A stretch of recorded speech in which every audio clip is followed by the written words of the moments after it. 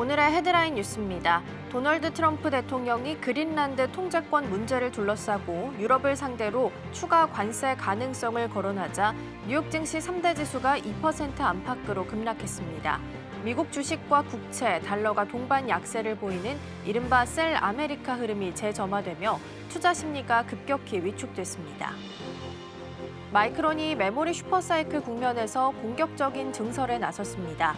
삼성전자와 SK하이닉스와의 AI 메모리 경쟁이 본격화되는 가운데 미국과 대만을 중심으로 D램과 고대역폭 메모리 생산을 확대하며 점유율 선점을 노린 승부수로 해석됩니다.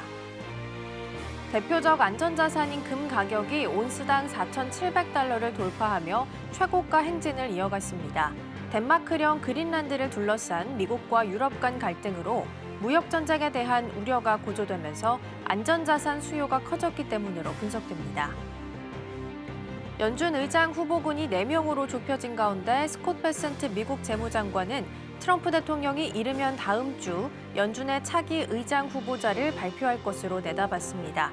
현재 거론되는 최종 후보는 케빈 해싯, 케빈 워시, 크리스토퍼 월러, 미셸 보우먼 4명입니다. 시청자 여러분 안녕하세요. 여러분의 성공 투자를 응원합니다. 출발 증시와이드 2부 시작합니다. 진행의 이가은입니다. 어제 뉴욕 증시는 하락하면서 마감했습니다. 미국과 EU 사이 힘겨루기가 팽팽하게 지속되고 있습니다. 유럽연합 쪽에서는 ACI, 이른바 바주카포 발동에 대한 검토 소식을 전하기도 했었는데요. 유럽 쪽에서 내놓을 수 있는 최고 보복 조치로 보시면 되겠습니다. 이 때문에 미국의 국채나 주식을 파는 셀 아메리카 현상이 어제 두드러지게 나타났습니다. 그리고 국내 증시도 쉽지 않았습니다. 정규장에 이어서 애프터마켓에서는 더 크게 위아래로 진폭을 보였습니다. SK하이닉스 같은 경우에는 7% 넘게 빠졌다가 낙폭을 일부 만회하면서 마감하긴 했었는데요. 오늘 이러한 내용들을 어떻게 소화하게 될지 함께 챙겨보도록 하겠습니다. 자, 그럼 이어서 저희가 준비한 코너 하나씩 소개해드리도록 하겠습니다. 오늘 첫 번째 코너로는 밤사이 뉴욕 증시 준비되어 있습니다. 앞서 말씀드린 것처럼 셀 아메리카 현상이 어제 두드러지게 나타나면서 굉장히 약세를 좀 보였었는데요. 자세한 마감 상황 짚어보도록 하겠고요. 두 번째로는 와이드 리포트 준비되어 있습니다. 실적이 받쳐주는 제약주 중 하나가 한미약품이죠. 그리고 비만 치료제 중에서는 또 가장 상용화가 빠를 것으로 예상되는 기업이기도 합니다. 어제 미국 시장이 약했지만 그럼에도 제약 바이오주는 선방하는 모습이었고요. 코버스 파마슈티컬 같은 경우에는 어제 165% 상승부를 켜기도 했습니다. 제약 바이오주 전반적인 투자 포인트 함께 살펴보겠습니다. 세 번째로는 이 시각 서울경제 준비되어 있습니다. 메모리값 상승 계속해서 말씀드리고 있는데요. 드램에 이어서 낸드 값도 상승하면서 삼성전자의 영업이익에 대한 기대감이 높아지고 있습니다. 자세한 내용 잠시 후에 함께 만나보시죠. 자, 그럼 출발 증시와이드 2부 본격적으로 시작해 보도록 하겠습니다.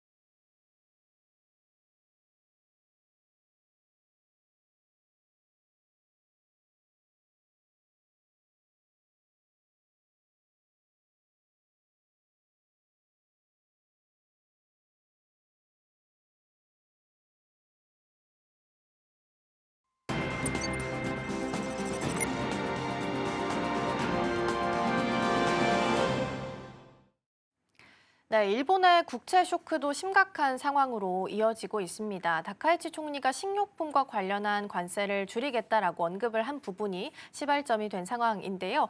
추가적으로 40년물 금리가 4%를 넘어서기도 한 상황이라서 이러한 내용들도 같이 챙겨보도록 하겠습니다. 자, 오늘도 다양한 키워드 잡고 이야기 나눠보도록 하겠습니다. 오늘 도움 말씀에는 서울경제TV 윤경철 본부장 자리해 주셨습니다. 본부장님 어서 오세요. 네, 안녕하십니까. 네, 오늘도 첫 번째 키워드부터 먼저 열어보겠습니다. 네, 오늘의 첫 번째 키워드입니다. 트럼프 그린란드 폭탄입니다. 뉴욕 증시가 10월 이후에 최악의 하루를 보냈습니다. 트럼프 대통령이 그린란드에 대한 압박을 계속해서 이어가는 상황이고요. EU와 함께 힘겨루기도 나타나고 있는 상황입니다. 어제는 이 때문에 셀 아메리카 현상이 두드러지게 나타나게 되면서 어제 약세를 좀 보였는데요. 자세한 마감 상황 먼저 좀 짚어볼까요? 말 그대로 이제 트럼프 대통령 입에 따라서 왔다 갔다 하고 있는 그런 상황인데요. 트럼프 대통령이 이제 그린란드 매입 구상을 압박하면서 이제 반대 국가들에게 새로운 관세를 예고하자 시장이 이제 크게 흔들렸고 주식은 급락했고 미국 국채 금리는 급등했고 달러는 약세로 밀렸습니다. 자, 지수 흐름을 좀 살펴보면요.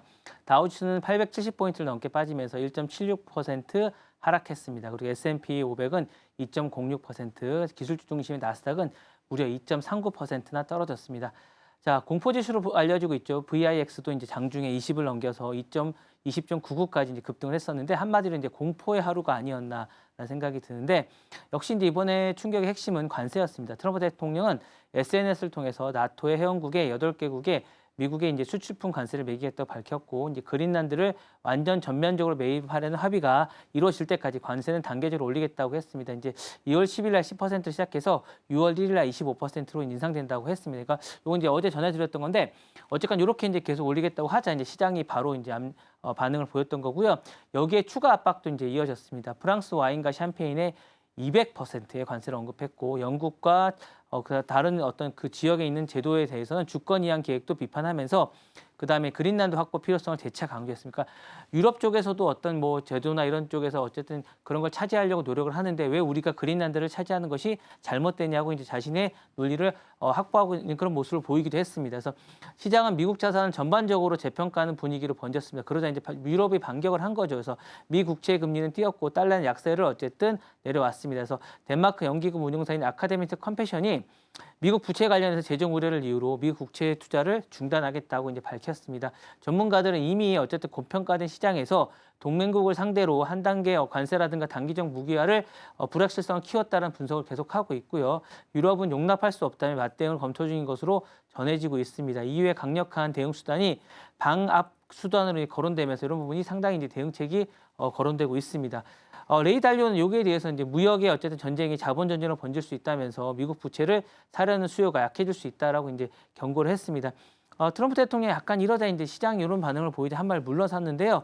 수요일 다보스 연설을 앞두고 현지에서 유럽 지도자들과 그린란드 문제를 논의하겠다고 밝혔으면서 조금 전에 이제 끝난 그 어쨌든 기자회견에서는 어떻게 얘기를 했냐면 그린란드와 관련해서 어디까지 갈 가능성이 있느냐고 할 때는 어쨌든 곧 알게 될 것이다라고 이제 물러났습니다. 그리고 이제 그린란드와 관세 유비가 유럽에 적용되더라고 유럽이 이제 지금 1조 달러 정도 이제 투자 약속한 게 있어요. 그거는 이행될 것이다. 걱정하지 마라라고 이제 시장을 달래는 모습이었고 그린란드와 관련해서 여러 회의가 예정돼 있고 전반적으로 상황이 잘 풀릴 것이다라고 이제 이야기를 했으면서 약간 한 발 물러나면서 뭔가 이 부분에 대해서 뭔가 해결책이라든가 타협점을 찾으려고 하는 게 아닌가라는 생각을 하고 있습니다. 재무장관 역시 잠재적 무력 충돌을 예방할 수 있다고 이제 구상을 옹호했다고 말씀드리고 싶습니다. 자, 결국 관건은 관세 위협이 실제 정책으로 굳어지는지 그리고 유럽의 맞대응이 어디까지 확장되는지가 될 것 같고요. 일단은 논란 시장을 약간 다독거리는 모습을 보인 만큼 내일 시장에서는 좀 더 안정적인 모습을 좀 보이지 않을까 하는 생각이 듭니다. 네, 트럼프 대통령의 연설은 우리 시간으로 오늘 밤 10시 30분에서 11시 30분 사이로 예정이 좀 되어 있습니다. 그리고 EU와 관련해서도 계속 힘겨루기가 팽팽하게 나오는 상황이기 때문에 오늘 이 자리에서 어떤 코멘트가 나오게 될지가 가장 중요해 보입니다. 같이 챙겨보시면 좋겠습니다. 자, 넘어가서 두 번째 키워드 살펴보겠습니다. 네, 두 번째 키워드입니다. 넷플릭스 주가 5% 급락 외이고요. 넷플릭스가 4분기 실적 발표를 내놨습니다. 사실 시장 예상치를 상회하는 실적이긴 한데 시간 외에서는 반면 좀 크게 빠지고 있는 모습입니다. 현재 시간 기준으로도 4.94% 정도 하락을 하는 움직임 나타나고 있는데요. 일단 워너 인수정리 가장 좀 키포인트가 될 것 같습니다. 다양한 각도에서 좀 살펴볼까요? 네, 일단 비용이 아닐까라는 거. 왜냐하면 장중에 이게 사실은 좀 더 약간 뭐라고 제가 의아한 게 장중에 약간 상승세였거든요. 전반적으로 실적이 좋았기 때문에 상승세였는데 이게 어쨌든 비용과 이제 원어 인수도 말씀하셨던 그게 이슈인 것 같습니다. 넷플릭스가 4분기 순이익 24억 2천만 달러를 기록했습니다. 1년 같은 기간 Y2Y 대비해서 시장 예상치를 웃돌았다라고 할 수 있을 것 같고요. 주당 순이익도 56센트로 예상치는 55센트를 소폭 상회했습니다. 전반적으로 이제 평가는 좋다는 얘기로 말씀드릴 거 있는데 매출도 늘었습니다. 그래서 4분기 매출이 120억 5천만 달러로 전년 동기 대비 102억 달러에서 이제 증가를 했고요. 그다음에 예상치인 119억 달러 7천만 달러보다 훨씬 더 넘어섰습니다. 그러니까 전반적인 수치는 좋은데 이런 부분이 상당히 있고요. 가이던스도 강하게 제시했습니다. 넷플릭스는 2026년 매출 성장률을 12에서 14% 정도 전망을 했고 영업이익률도 31.5%로 목표치를 제시를 상당히 높게 했습니다. 그래서 특히 이제 2020년 광고 매출이 2배로 늘을 것으로 밝히면서 장중에 이게 상당히 좋은 반응을 보였었는데 근데 이제 여기 이제 그렇게 안 타는 게 뭐냐면 시장은 민감하게 반응한 대목이 따로 있었다는 거죠. 이런 게 아니라 다른 게 있었는데 넷플릭스가 올해 콘텐츠 제작과 스포츠 라이브 이벤트 중계권으로 많은 비용을 씁니다. 그러다 보니까 실적은 좋지만 비용 부담이 큰 거죠. 왜냐하면 AI 기업이 실적이 좋아질 거라고 생각은 하지만 뭐 데이터 센터 같은 데 돈을 많이 쓰는 것과 마찬가지로 이것과 마찬가지로 이제 적용을 한 것 같습니다. 그래서 시간에 거래해서 주가가 말씀하셨던 거의 5% 가까이 이제 빠지고 있다라고 말씀드리고 싶고 또 하나는 이제 인수전의 주가 변동성을 더 키우고 있습니다. 넷플릭스가 워너브라더스사의 이제 스튜디오와 스트리밍 사업을 이제 추진 중인 건 다 알고 계신 사실이죠. 이제 이 부분인데 여기 이제 오라클이 이제 합류하게 되면서 이제 상당히 이제 약간 전쟁이 확전이 되고 있다는 생각이 좀 드는데 두 회사가 이제 12월에 827억 달러 규모로 거래를 발표했지만 말씀하셨던 대로 오라클가 참전하게 된 파라마운트 스카이댄스가 워너 전체를 1,080억 달러에 인수하겠다고 이제 적대적 제안을 내놓게 됐습니다. 그래서 판이 커졌는데 넷플릭스는 이날 원래는 이제 그 현금과 주식 혼합 제안을 했는데 이거 전액 현금을 하겠다.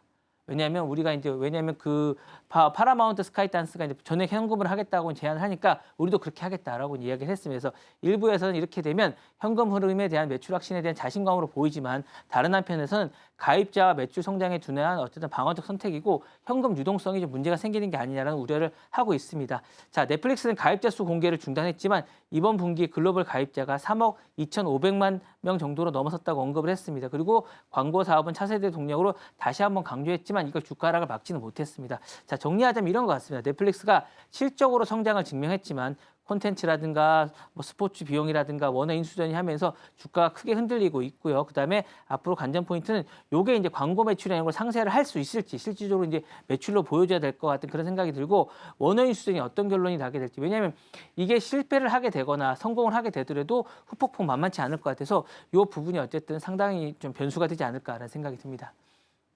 네, 아무래도 비용 문제가 발목을 좀 잡은 것으로 보이죠. 워너브라더스 인수와 관련해서 작년에 지출한 6천만 달러에다가 올해는 2억 7,500만 달러의 비용이 추가적으로 발생할 것으로 예상이 좀 되고 있습니다. 그래서 이 현금을 축적하기 위해서 자사주 매입을 멈추겠다라고 이야기를 한 상황도 아마 좀 악재로 작용을 한 것 같고요. 애프터마켓에서 4.5% 흘러가고 있다라는 부분도 챙겨보시면 좋겠습니다. 다음으로 넘어가 보겠습니다. 네, 다음 키워드입니다. 엔비디아발 HBM 블랙홀이고요. 마이크론이 메모리칩 공급난이 더 심해졌고 올해도 지속이 될 거다라고 코멘트를 내놓기도 했습니다. 공급난은 언제쯤 완화가 될지 전반적인 제조사들의 대응은 어떻게 흘러가고 있을까요? 이게 어쨌든 뭐 그 변화는 상당히 좀 올해도 이제 비슷하게 이어질 것 같습니다. 그러니까 AI 열풍이 반도체 시장 질서를 이제 근본적으로 흔들고 있다라는 생각이 좀 드는데 이게 뭐 긍정적인 건지 부정적인 건지 모르겠는데 일단 부족 현상 계속되고 있습니다. 엔비디아의 공급망의 핵심 기업인 마이크론이 최근 메모리 칩 공급이 오히려 더 심해졌고 이 상황이 올해 넘어서 더 지속될 가능성이 크다고 일단 밝히고 있어 걱정이 이제 심화되고 있는데요. 문제의 출발점은 AI 인프라입니다. 대규모 AI 모델을 돌리는데 데이터 센터에는 기존 메모리와 차원이 다른 성능이 이제 고성능의 어떤 메모리가 필요로 합니다. 대표적인 게 고대역폭 메모리 HBM인데 HBM은 단순히 뭐 많이 만든다고 해서 해결되는 제품이 아니라는 거죠. 이제 제품 공정이 뭐 복잡하고 수율 관리도 까다롭습니다. 그리고 생산 확대에도 시간이 걸릴 수밖에 없기 때문에 그 결과 이제 메모리 제조사들의 생산 역량이 AI 서버용 메모리에 집중되고 있다라고 할 수 있을 것 같습니다. 그러니까 부족 현상이 나타날 수밖에 없는 거죠. 그 여파로 이미 소비자 시장에도 번지고 있다는 거죠. 그러니까 이게 뭐 거기만 쓰는 게 아니라 뭐 스마트폰이나 PC에 들어간 메모리 공급이 빠듯해지면서 일부 제품에서 원가 부담이 커지고 있고 출시 일정이라든가 가격 전략에도 이제 영향을 주고 있습니다. 지금 이게 단적인 예가 뭐냐면 중고 PC 시장이 상당히 떨어지지가 않고 있어요. 메모리 부족이 되다 보니까 여러 가지 변수가 많이 되고 있는데 이런 현상이 그대로 나타나는 게 아닌가라는 생각이 들고 시장에 이제 이 현상을 어쨌든 HBM 쏠림 현상이라고 부르고 있습니다. AI가 이제 반도체 시장에서 우선순위를 바꿔놓고 있는 것이죠. 그래서 그러다 보니까 이 메모리 공급난이 이제 완화될 수 있는 게 언제쯤 될 것인가 이제 하고 있는데 전문가들은 최소한 이제 내년 이후로 보고 있습니다. 이제 공장이 증설이 되고 여러 가지 공정이 전환되면서 실제 물량이 시장이 풀리기 전까지 물리적인 시간이 필요하다는 것이죠. 그래서 제조사는 대응 전략을 여러 가지로 나누고 있는데 일단 HBM 비중을 더 높여서 수익성이라든가 중심의 포트폴리오를 이동하는 전략이 하나가 있고요. 또 하나는 AI 기업들과 장기 공급을 맺어서 가격 물량을 안정시키는 방법이 있습니다. 마지막으로는 일반 메모리 생산을 줄여기보다는 단계적으로 균형을 조정하는 접근이라고 할 수 있을 것 같은데 중요한 건 이 공급난이 일시적인 사이클의 문제가 아니라 전체적으로 어쨌든 변화의 흐름이 아닌가 생각이 듭니다. 그래서 AI의 어쨌든 산업의 구조와 투자 방향을 근본적으로 재편되고 있다는 거죠. 그래서 이 부분 당분간 지속될 것 같고 이것을 어쨌든 보급하고 있는 쪽은 제가 볼 때는 계속 이제 공급난에 시달리겠지만 실적은 좋지 않을까라는 생각이 들어서 이 부분은 이제 유심히 보시면서 투자하시면 좋지 않을까라는 생각이 듭니다. 네, 메모리 부족난에 대한 부분들 함께 좀 살펴봤습니다. 추가적으로 이제 공급자 우위 시장이 계속해서 유지가 되고 있는 시장이다 보니까 우리 기업들에게는 상당히 우호적으로 흘러가고 있다라는 부분 함께 챙겨보시면 좋겠습니다. 자, 그럼 다음 키워드로 넘어가 보겠습니다. 네, 다음 키워드입니다. 일론 머스크 $1000만 한 방이고요. 일론 머스크가 켄터키 연방 상원의원 공화당 경선에 $1000만 지원한 것으로 알려졌습니다. 지금 머스크가 2026년 중간선거 국면에서 공개된 가운데 가장 큰 규모로 지금 알려진 건데요. 중간선거 국면에서 이러한 내용들은 어떤 의미를 갖게 될까요? 뭐 정치권을 떠나 있었던 걸로 알려진 일론 머스크가 이제 이걸 다시 재개하기 때문에 이제 화제가 되고 있는데.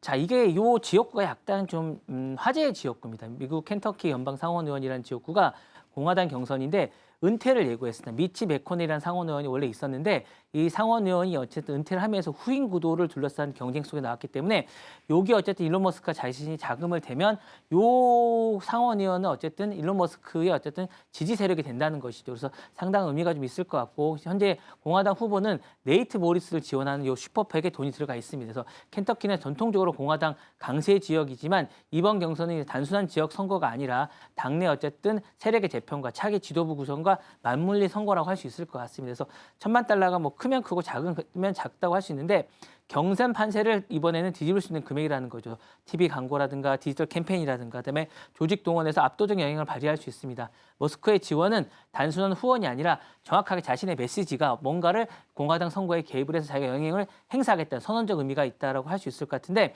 자, 이게 어쨌든 2025년에 이제 중간 선거가 11월에 있죠. 그래서 최대 단일 선거의 이제 기부 금액인데 자신이 중간 선거에도 나서겠다는 의미도 이제 확산될 수 있을 것 같습니다. 그래서 시장은 약간 그 부분에 대해서 머스크의 자금 흐름을 정당의 중심이 아니라 이슈 중심으로 좀 보고 있습니다. 왜냐하면 AI라든가 규제라든가 에너지 정책이라든가 우주 산업 그리고 기술 기업에 대한 감독 강화 여부를 좀 더 해석하기 위한 풀기 위한 어쨌든 의도로 볼 수가 있을 것 같고요. 머스크의 사고과 전통적으로 지역이 이 부분이 연결이 많이 돼 있습니다. 그러다 보니까 이 부분의 해결에 따라서 머스크의 사업도 상당히 많이 발전이 될 수 있다라는 여부가 될 것 같습니다. 그래서 향후에 중간 선거의 국면에서 머스크의 자금은 기존 질서보다는 자신의 정책이나 방향에 좀 더 선별적으로 투자되지 않을까라는 거 어쨌든 선언적 의미라고 할 수 있을 것 같고 이 선거의 승리에 따라서 머스크의 사업도 상당히 많은 변화가 있지 않을까라는 생각이 듭니다. 네, 머스크가 중간 선거를 앞두고 정치 자금을 재개했다라는 키워드 잡고 이야기 나눠봤습니다. 자, 넘어가서 마지막 키워드도 만나보겠습니다. 네, 오늘의 마지막 키워드입니다. 영화 첫 5분 올인 왜이고요.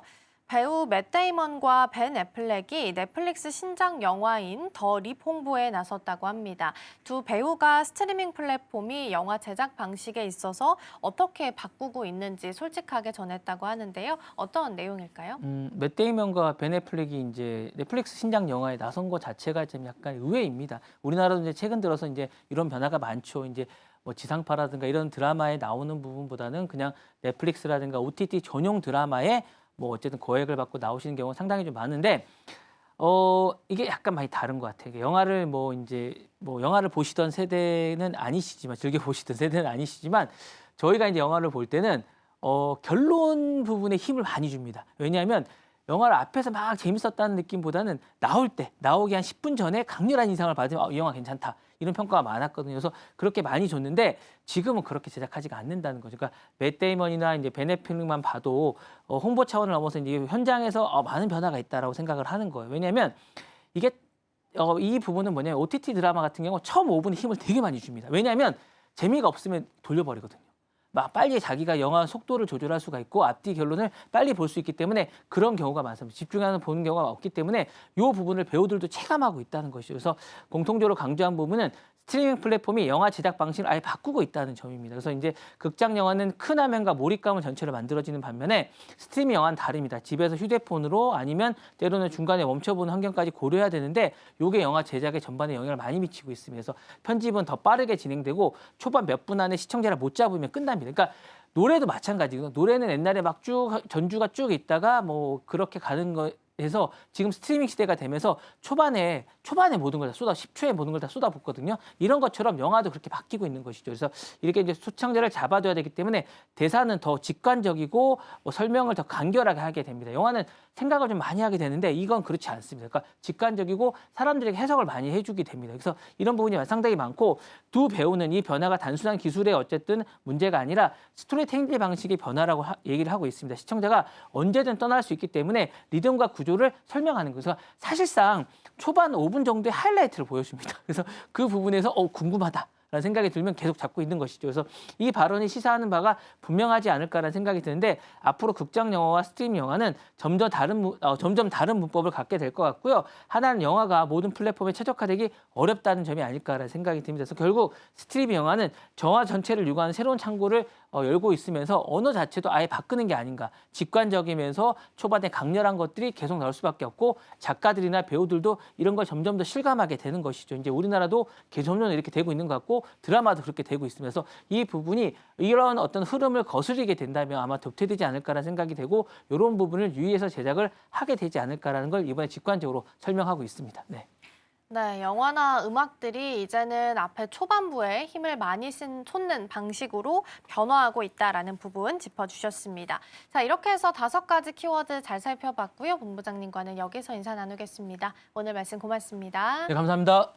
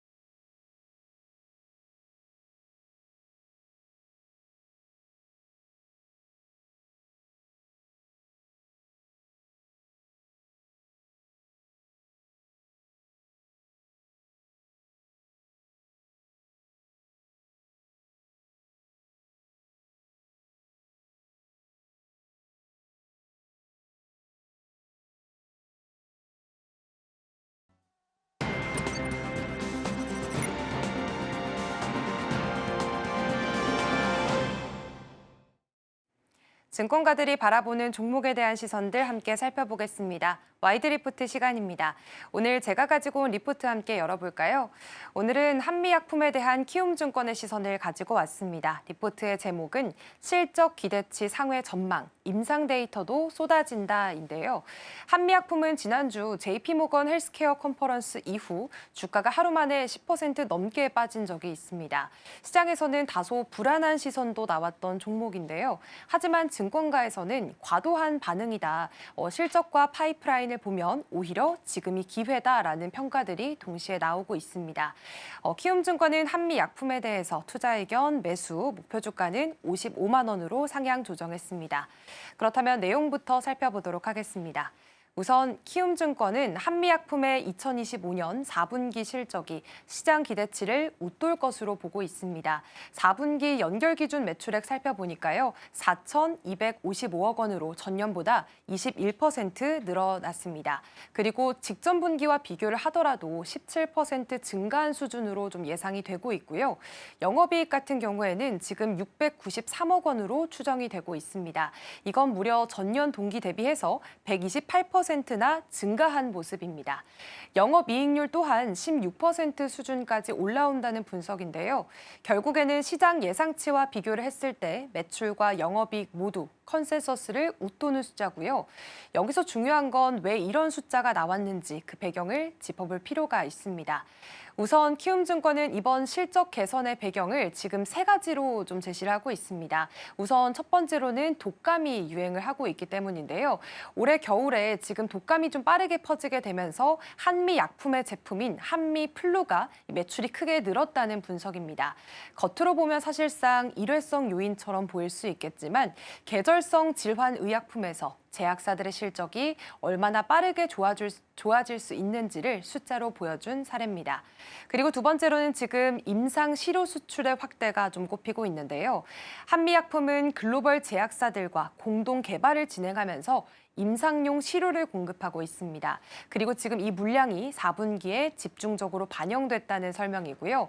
사실 이건 연구 개발이 단순히 비용에만 드는 단계가 아니라 실제 매출로 이어지기 시작했다는 의미로도 해석해 볼 수가 있겠습니다. 그리고 지금 세 번째로는 이 롤베돈 로열티가 함께 꼽히고 있습니다. 미국 FDA 허가를 받은 호중구 감소증 치료제 이 롤베돈과 관련해서요. 지금 파트너사 변경 과정에 있어서 로열티 2개 분기가 4분기에 일시적으로 모두 반영이 됐습니다. 이 부분도 매출 증가에 있어서 큰 영향을 미쳤다라는 판단인데요. 그런데 이 효과가 1분기까지 이어지지는 않을 것이라는 점도 분명히 짚고 있습니다. 이 부분 같은 경우에는 지금 일시적인 요인이기 때문에 다음 분기에 있어서는 적용되지 않겠다라는 부분 확인을 해보시면 좋겠습니다.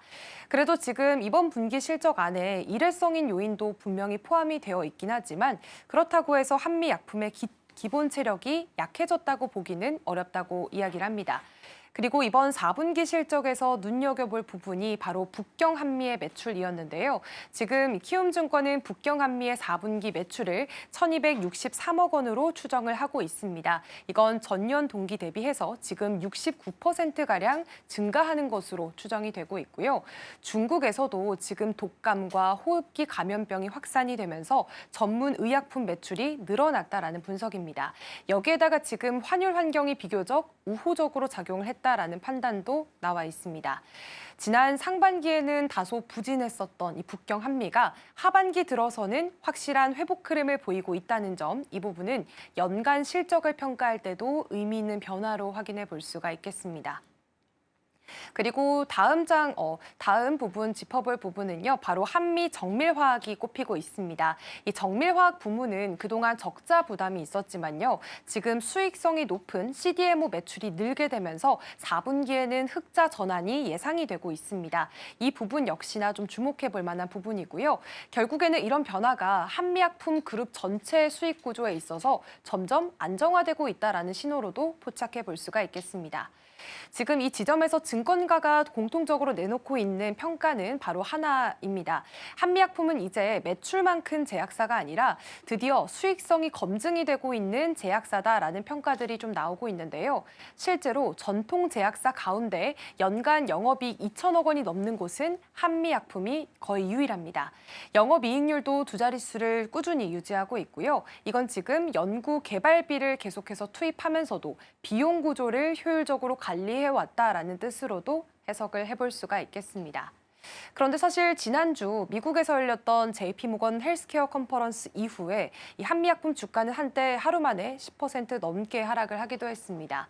그 이유를 살펴보니까요. 일단 한미약품이 글로벌 제약사 머크의 기술 이전한 메시 치료제 에피노페그듀타이드가 이 공식 발표에서 언급이 되지 않았기 때문입니다. 시장은 이걸 두고 임상에 혹시 문제가 있는 거 아니냐라는 우려들을 즉각적으로 주가에 반영을 한 건데요. 하지만 이 부분에 대해서 키움증권의 해석은 약간 다릅니다. 일단 에피노페그듀타이드는 이중 맹검 임상을 진행을 하고 있습니다. 이중 맹검이라고 하는 건요. 환자도 또 회사도 임상 결과를 미리 알 수가 없다라는 뜻인데요. 결국에는 머크 역시나 아직까지는 결과를 확인하지 못한 상태라는 겁니다. 그리고 지금 이 실제 검사 결과 같은 경우에는요. 2026년 상반기 중에 학회에서 공개가 될 예정이라고 하니까요. 이번에 컨퍼런스에서 언급이 없었다고 해서 임상 실패로 단정하기는 어렵다는 설명입니다. 그리고 지금 키움증권이 올해 한미약품을 긍정적으로 바라보고 있는 이유는 R&D 모멘텀이 줄줄이 대기 중이기 때문입니다. 먼저 HM17322를 보시면요. 근육 증가 가능성을 가진 신약입니다. 이건 증권가에서 지금 기술 이전 가능성이 가장 높은 파이프라인으로 평가를 하고 있고요. 이 약물 같은 경우에는 임상 1상의 이 단회 투여 데이터가 2026년 중순에서 또 하반기 기점으로 공개가 될 예정입니다. 그렇기 때문에 이 데이터가 발표되기 전과 후로 기술 이전에 대한 기대감이 높아질 수 있다고 분석을 하고 있고요. 그리고 또 하나 주목할 만한 파이프라인은 지금 한미약품이 직접 주도를 하고 있는 이 에포시페그 트루타이드입니다. 이건 3중 작용제인데요. 이 약물의 글로벌 임상 결과 같은 경우에도요, 지금 2026년 하반기쯤으로 예정이 되고 있습니다. 여기에다가 또 한 가지 국내 비만 치료제로 개발 중인 에페글레나타이드가 또 꼽히고 있습니다. 이것 같은 경우에는 지금 식품의약품안전처에 있어서 이미 승인을 받은 상태고 결과 역시나 지금 26년도 하반기에 국내 승인이 될 가능성도 함께 거론이 되고 있습니다. 지금 이런 내용들을 모두 종합해서 키움증권의 의견 다시 한번 더 정리해 보도록 하겠습니다. 한미 약품에 대해서 매수 유지 의견 그리고 목표 주가는 기존 42만 원에서 55만 원으로 상향 조정하는 움직임 보였습니다. 사실 단기적으로 주가에 대한 변동성 있을 수 있지만요. 실적과 파이프라인을 놓고 봤을 때는 방향성을 지켜볼 만한 시점이다라는 게 판단이었습니다. 그렇다면 어제장의 주가 흐름도 살펴보시죠. 어제 한미약품은 0.11% 상승하면서 44만 5천 원 선에서 종가 형성했습니다. 결국 한미약품은 4분기 실적에 대해서 좀 숫자로 보여주게 되는 분기 실적이 될 것이다라는 긍정적인 시선들 나오고 있고요. 자회사에 대한 실적도 회복 흐름에 들어설 것으로 예상이 되고 있습니다. 그리고 올해는 여러 가지 임상 결과가 대기 중인 상황입니다. 단기적인 이벤트에 따라서 주가가 흔들릴 수는 있지만요. 증권사들은 한미약품의 방향성과 체력에 더 주목을 하고 있는 모습입니다. 지금까지 와이드 리포트였습니다.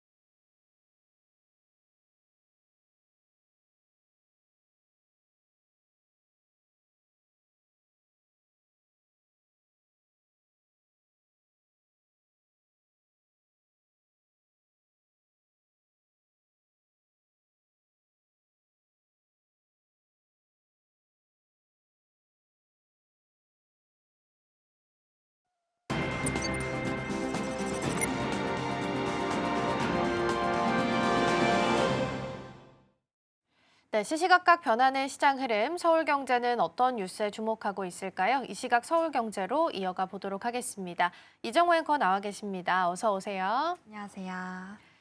네, 여러 가지 키워드 살펴보겠습니다. 첫 번째부터 보겠습니다. 요즘 반도체 D램 값이 계속해서 좀 오름세를 시현을 하고 있는 것 같습니다. 상승폭이 좀 무섭게 나타나고 있는데 이게 삼성전자 1분기 실적과 어떻게 연결이 좀 지어질 수 있을지 보도록 하겠고요. 최근에 또 원전 시세가 좀 좋아지고 있습니다. 어제는 이제 이재명 대통령이 신규 원전을 건설하는 거에 대해서 긍정적으로 좀 이야기를 내놓게 되면서 힘을 좀 같이 붙여주기도 했고요. 경기 방어적 성격이 좀 좀 있긴 하지만 한국전력이 10% 넘는 두 자릿수 상승세를 기록을 하기도 했습니다.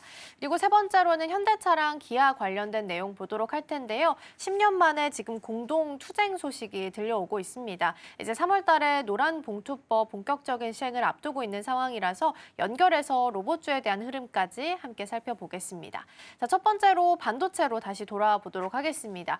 메모리값, D램, 낸드 등등 해서 가격이 빨리 오르고 있다라는 부분은 아마 많이들 들어보셨을 겁니다. 그럼 이게 중요한 건 기업들에게 어느 정도의 숫자로 찍힐 수 있을지가 포인트가 될 수 있을 것 같은데요. 구체적으로 어떻게 해석을 좀 해보면 좋을까요? 네, 우선 삼성전자는 이 범용 D램의 기록적인 품귀 현상에 따라서요, 강력한 공급자 우위를 확보한 상황입니다. 또 올 분기 또 한 번 어닝 서프라이즈와 함께 주가 재평가에 강력한 발판을 마련한 상황입니다. 트렌드포스에 따르면 1월 둘째 주에만 이 DDR4 8GB 제품이 12% 넘게 오르는 등 현물 가격이 매일 신고가를 경신 중인데요. 이는 삼성전자가 수익성이 압도적으로 높은 AI 서버용 HBM 생산에 이 라인을 최우선 배치하면서 우리가 흔히 쓰는 PC나 스마트폰용 범용 D램 공급을 사실상 최소화하려는 전략을 취하고 있기 때문입니다. 실제로 삼성전자의 DDR5 32GB 제품 온라인 최저가는요, 지난 10월 24만 원대에서 현재 80만 원에 육박할 정도로 실질 마진이 극대화되고 있습니다.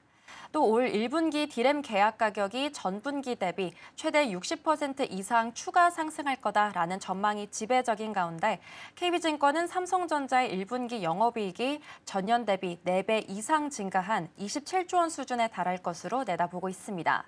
다시 말해 공급이 수요의 60%를 채우지 못하는 공급 절벽 상황은 삼성에게는 가격 결정권을 완벽히 넘겨줬고요.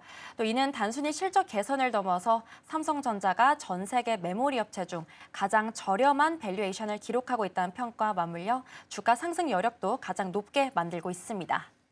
네, 그러니까요. 그래서 이 메모리를 구하기 위해서 빅테크 기업들이 요즘 한국에서 계속 머물고 있다, 장기 체류하고 있다라는 이야기들도 속속 좀 들리고 있는 거겠죠. 공급자 우위 시장 속에서 가격 통제력까지 갖추면서 가고 있는 상황입니다. 그리고 삼성전자의 수익 구조 자체가 고부가 가치 쪽으로 좀 쏠리고 있다라는 부분도 긍정적으로 볼 수 있을 것 같은데요. 이 실적에 대한 이익 체력을 어느 정도로 좀 끌어올릴 수 있을까요?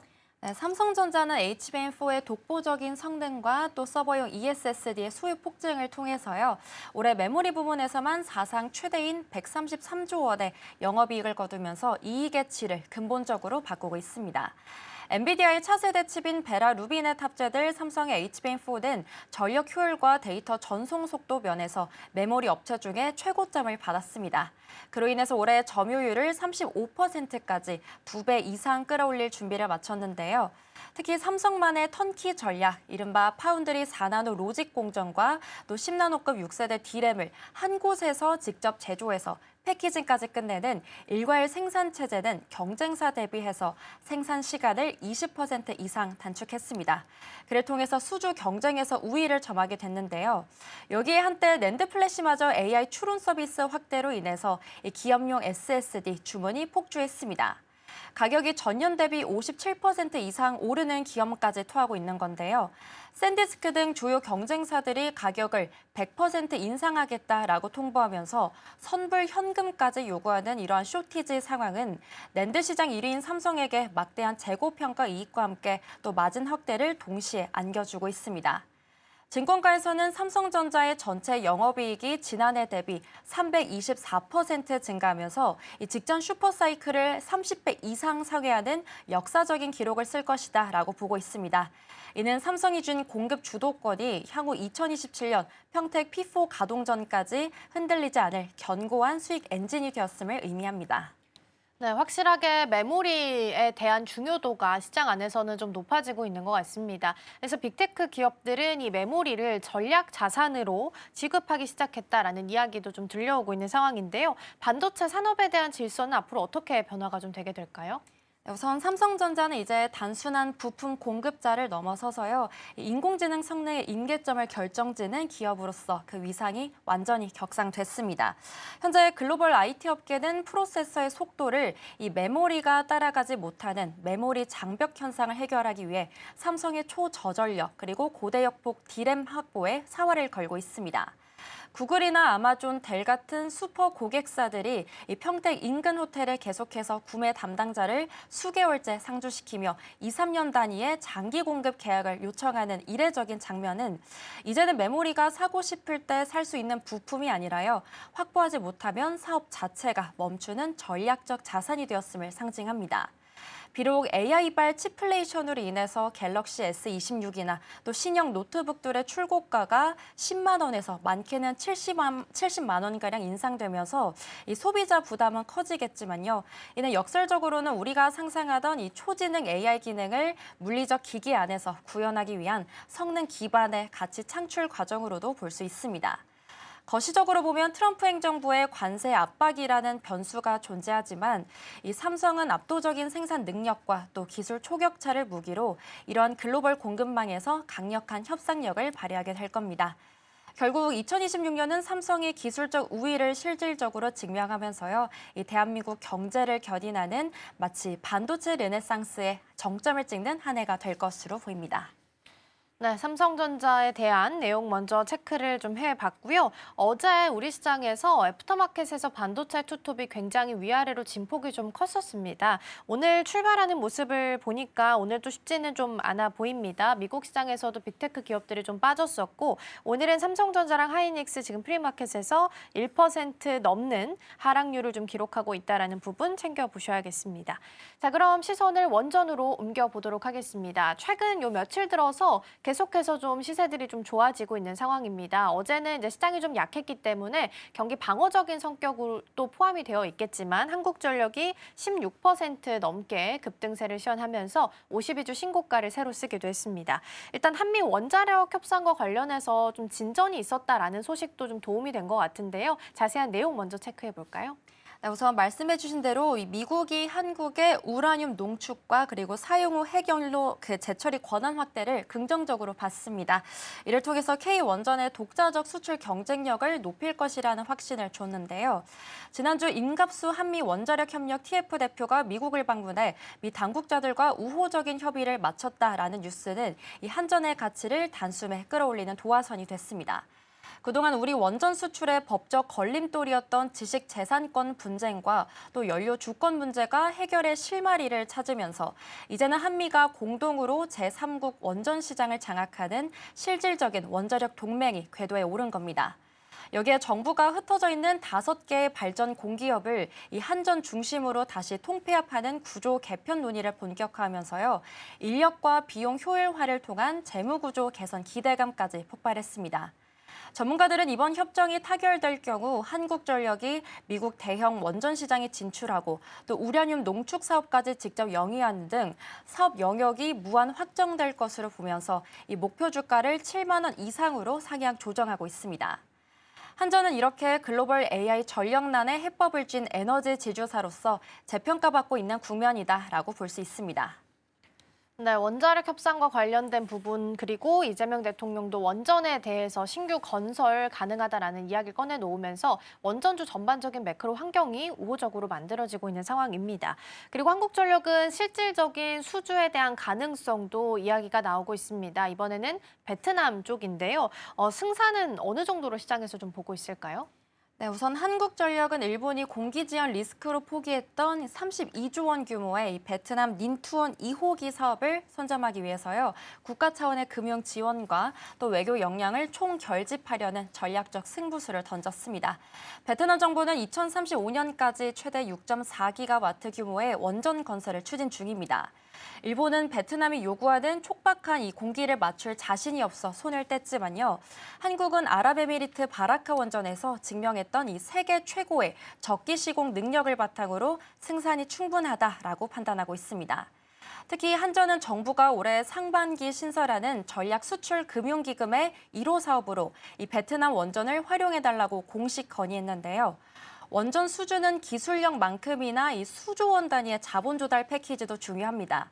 그렇기 때문에 국가가 보증하는 이 금융 지원이 뒷받침된다면 러시아와 경쟁 중인 린투원 프로젝트에서 유리한 고지를 점할 수 있기 때문입니다. 베트남 수주에 성공한다면 이는 카자흐스탄이나 튀르키예 등 다른 중동 아시아 쪽 이른바 글로벌 사우스 원전 시장으로 뻗어나가는 K 원전 벨트의 결정적인 교두보가 될 겁니다.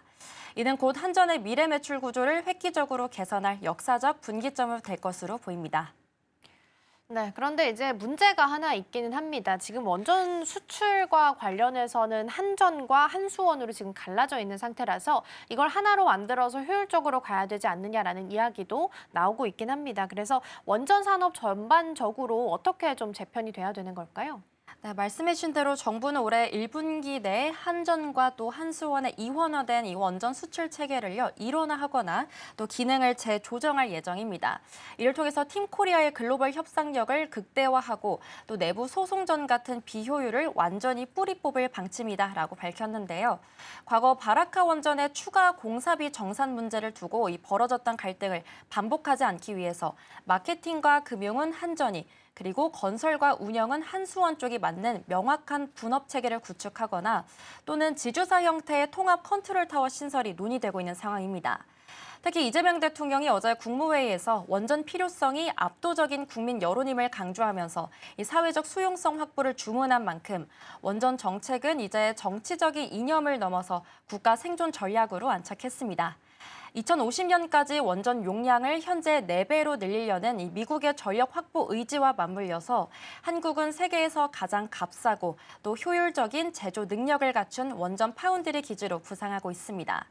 이런 상황 속에서 SMR을 국가 전략 기술로 격상하고 또 5조 원 규모의 민관 펀드를 조성한 등 정책적 훈풍이 거센 만큼 2026년 이후의 원전 산업은요, 이 단순한 건설업을 넘어서 AI 시대를 지탱하는 탄소 중립 에너지 솔루션의 핵심 축이 될 전망입니다. 네, 원전 쪽에 대한 이야기까지 챙겨봤고요. 한국전력은 지금 한 1% 넘게 반대로 상승을 합니다. 전반적으로 우리 기술, 우진 이런 쪽도 강세를 좀 보이고 있어서 원전 쪽 오늘 시장 개장하고 나서 시세 체크해 보셔도 좋겠습니다. 자, 그럼 다음으로 이번에는 현대차, 기아 관련된 내용 먼저 보겠습니다. 어제 서울경제 단독 기사로 나온 내용인데요. 현대차와 기아 노조가 10년 만에 공동 추쟁 소식을 전했습니다. 이제 3월에 본격적으로 노란봉투법이 시행이 되게 될 텐데 그 전에 이제 관련해서 노조에 대한 이슈가 좀 있을 것으로 보입니다. 이번 투쟁의 배경은 어디서 좀 살펴보면 좋을까요? 우선 현대차, 기아 노조의 연대 투쟁은 정년 연장과 또 근로시간 단축이라는 의제를 선점해서요. 향후 노동정책 변화 과정에서 노동계 협상력을 극대화하려는 행보로 볼 수 있습니다.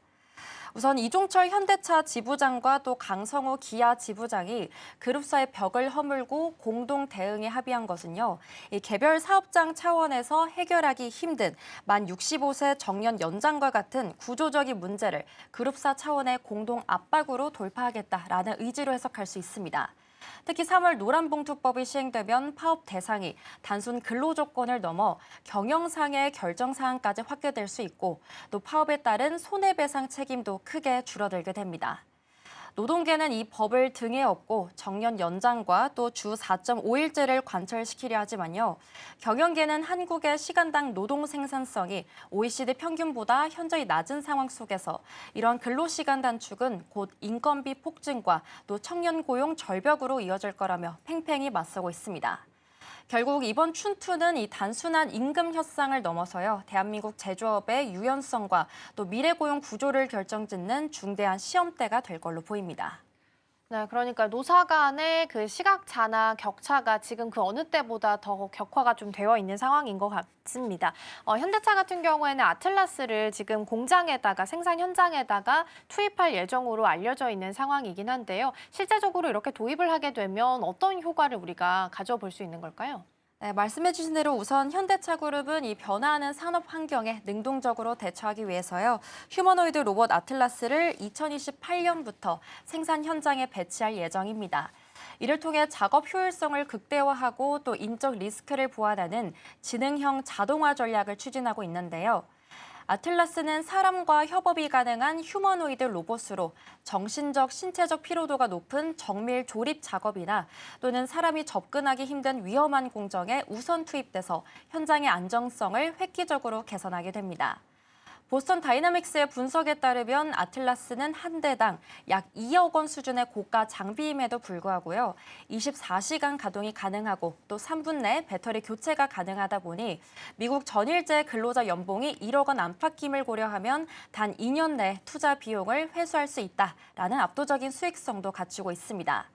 현대차는 단순히 로봇을 구매하는 게 아니라요. 유지 보수와 업데이트까지 포함된 월 구독형 서비스를 도입해 초기 비용 부담을 대폭 낮출 계획입니다. 이는 로봇이 단순한 기계 설비를 넘어 제조 현장의 유연성을 높이고 또 24시간 안전적인 생산을 고려하는 핵심 파트너로 선정되고 있는 만큼 새로운 수익원으로 자리 잡을 전망입니다. 네, 이번 CES에서 공개됐던 사양들을 보더라도 뭔가 새로운 걸 하나를 배우는 데 있어서 5분 이내로 걸린다고 하고요. 배터리 교체도 스스로 할 수 있는 능력도 갖추게 된다고 하죠. 그래서 인간의 노동력을 점차 보완해 나갈 것으로 예상이 좀 되고 있는 상황인데요. 현대차뿐만 아니라 삼성도 그렇고 포스코도 그렇고 AI 스마트 팩토리로 전환을 가속화하고 있는 상황입니다. 그러면 2026년 이후에 대한민국 산업에 대한 재편은 어떻게 이루어지게 될까요? 네, 말씀해주신 대로 이 하드웨어 로봇과 또 인공지능 소프트웨어가 결합된 피지컬 AI가 이제는 산업 현장의 표준으로 안착되면서요. 대한민국 제조업이 최첨단 기술 플랫폼 기업으로 탈바꿈되는 이 산업 구조의 대전환의 원년이 될 것으로 보입니다. 포스코는 이미 일본 야스카와 전기와 손잡고 전 세계 공장에 지능형 물류 로봇을 투입하면서 제품 분류와 또 상차 자동화를 시작했고요. 또 삼성전자는 디지털 트윈 플랫폼인 옴니버스와 또 GPU 5만 장을 도입해 설계부터 품질 관리까지 전 과정을 AI가 관리하는 무인 팩토리 구현에 속도를 내고 있습니다. 기업들은 이제 인력 수급의 불균형과 또 인건비 상승이라는 거시적인 리스크를 이 지능형 자동화 기술 투자라는 기회로 치환하고 있고요. 또 이는 전 세계에서 가장 진화된 생산 인프라를 구축하고 이런 결과를 낳고 있습니다. 결국 미래의 산업 현장은 노사 간의 대립이 아니라 이 인간과 로봇이 각자의 강점을 극대화하면서 협업하는 지능형 공간으로 재정이 될 겁니다. 이 과정에서 선도적인 피지컬 AI 역량과 또 로봇 군단을 확보한 기업들이 글로벌 공급망에서 가장 강력한 생존력과 가격 경쟁력을 증명하게 될 거고요. 투자자들은 이런 기술 중심의 체질 개선이 실제 이익률 상승으로 이어지는 기업에 주목해야 될 것 같습니다. 네, 피지컬 AI와 관련된 내용까지 잘 체크해봤고요. 이 시각 서울경제는 오늘 여기서 마무리하겠습니다. 이정우 앵커 오늘 말씀 고맙습니다. 맞습니다.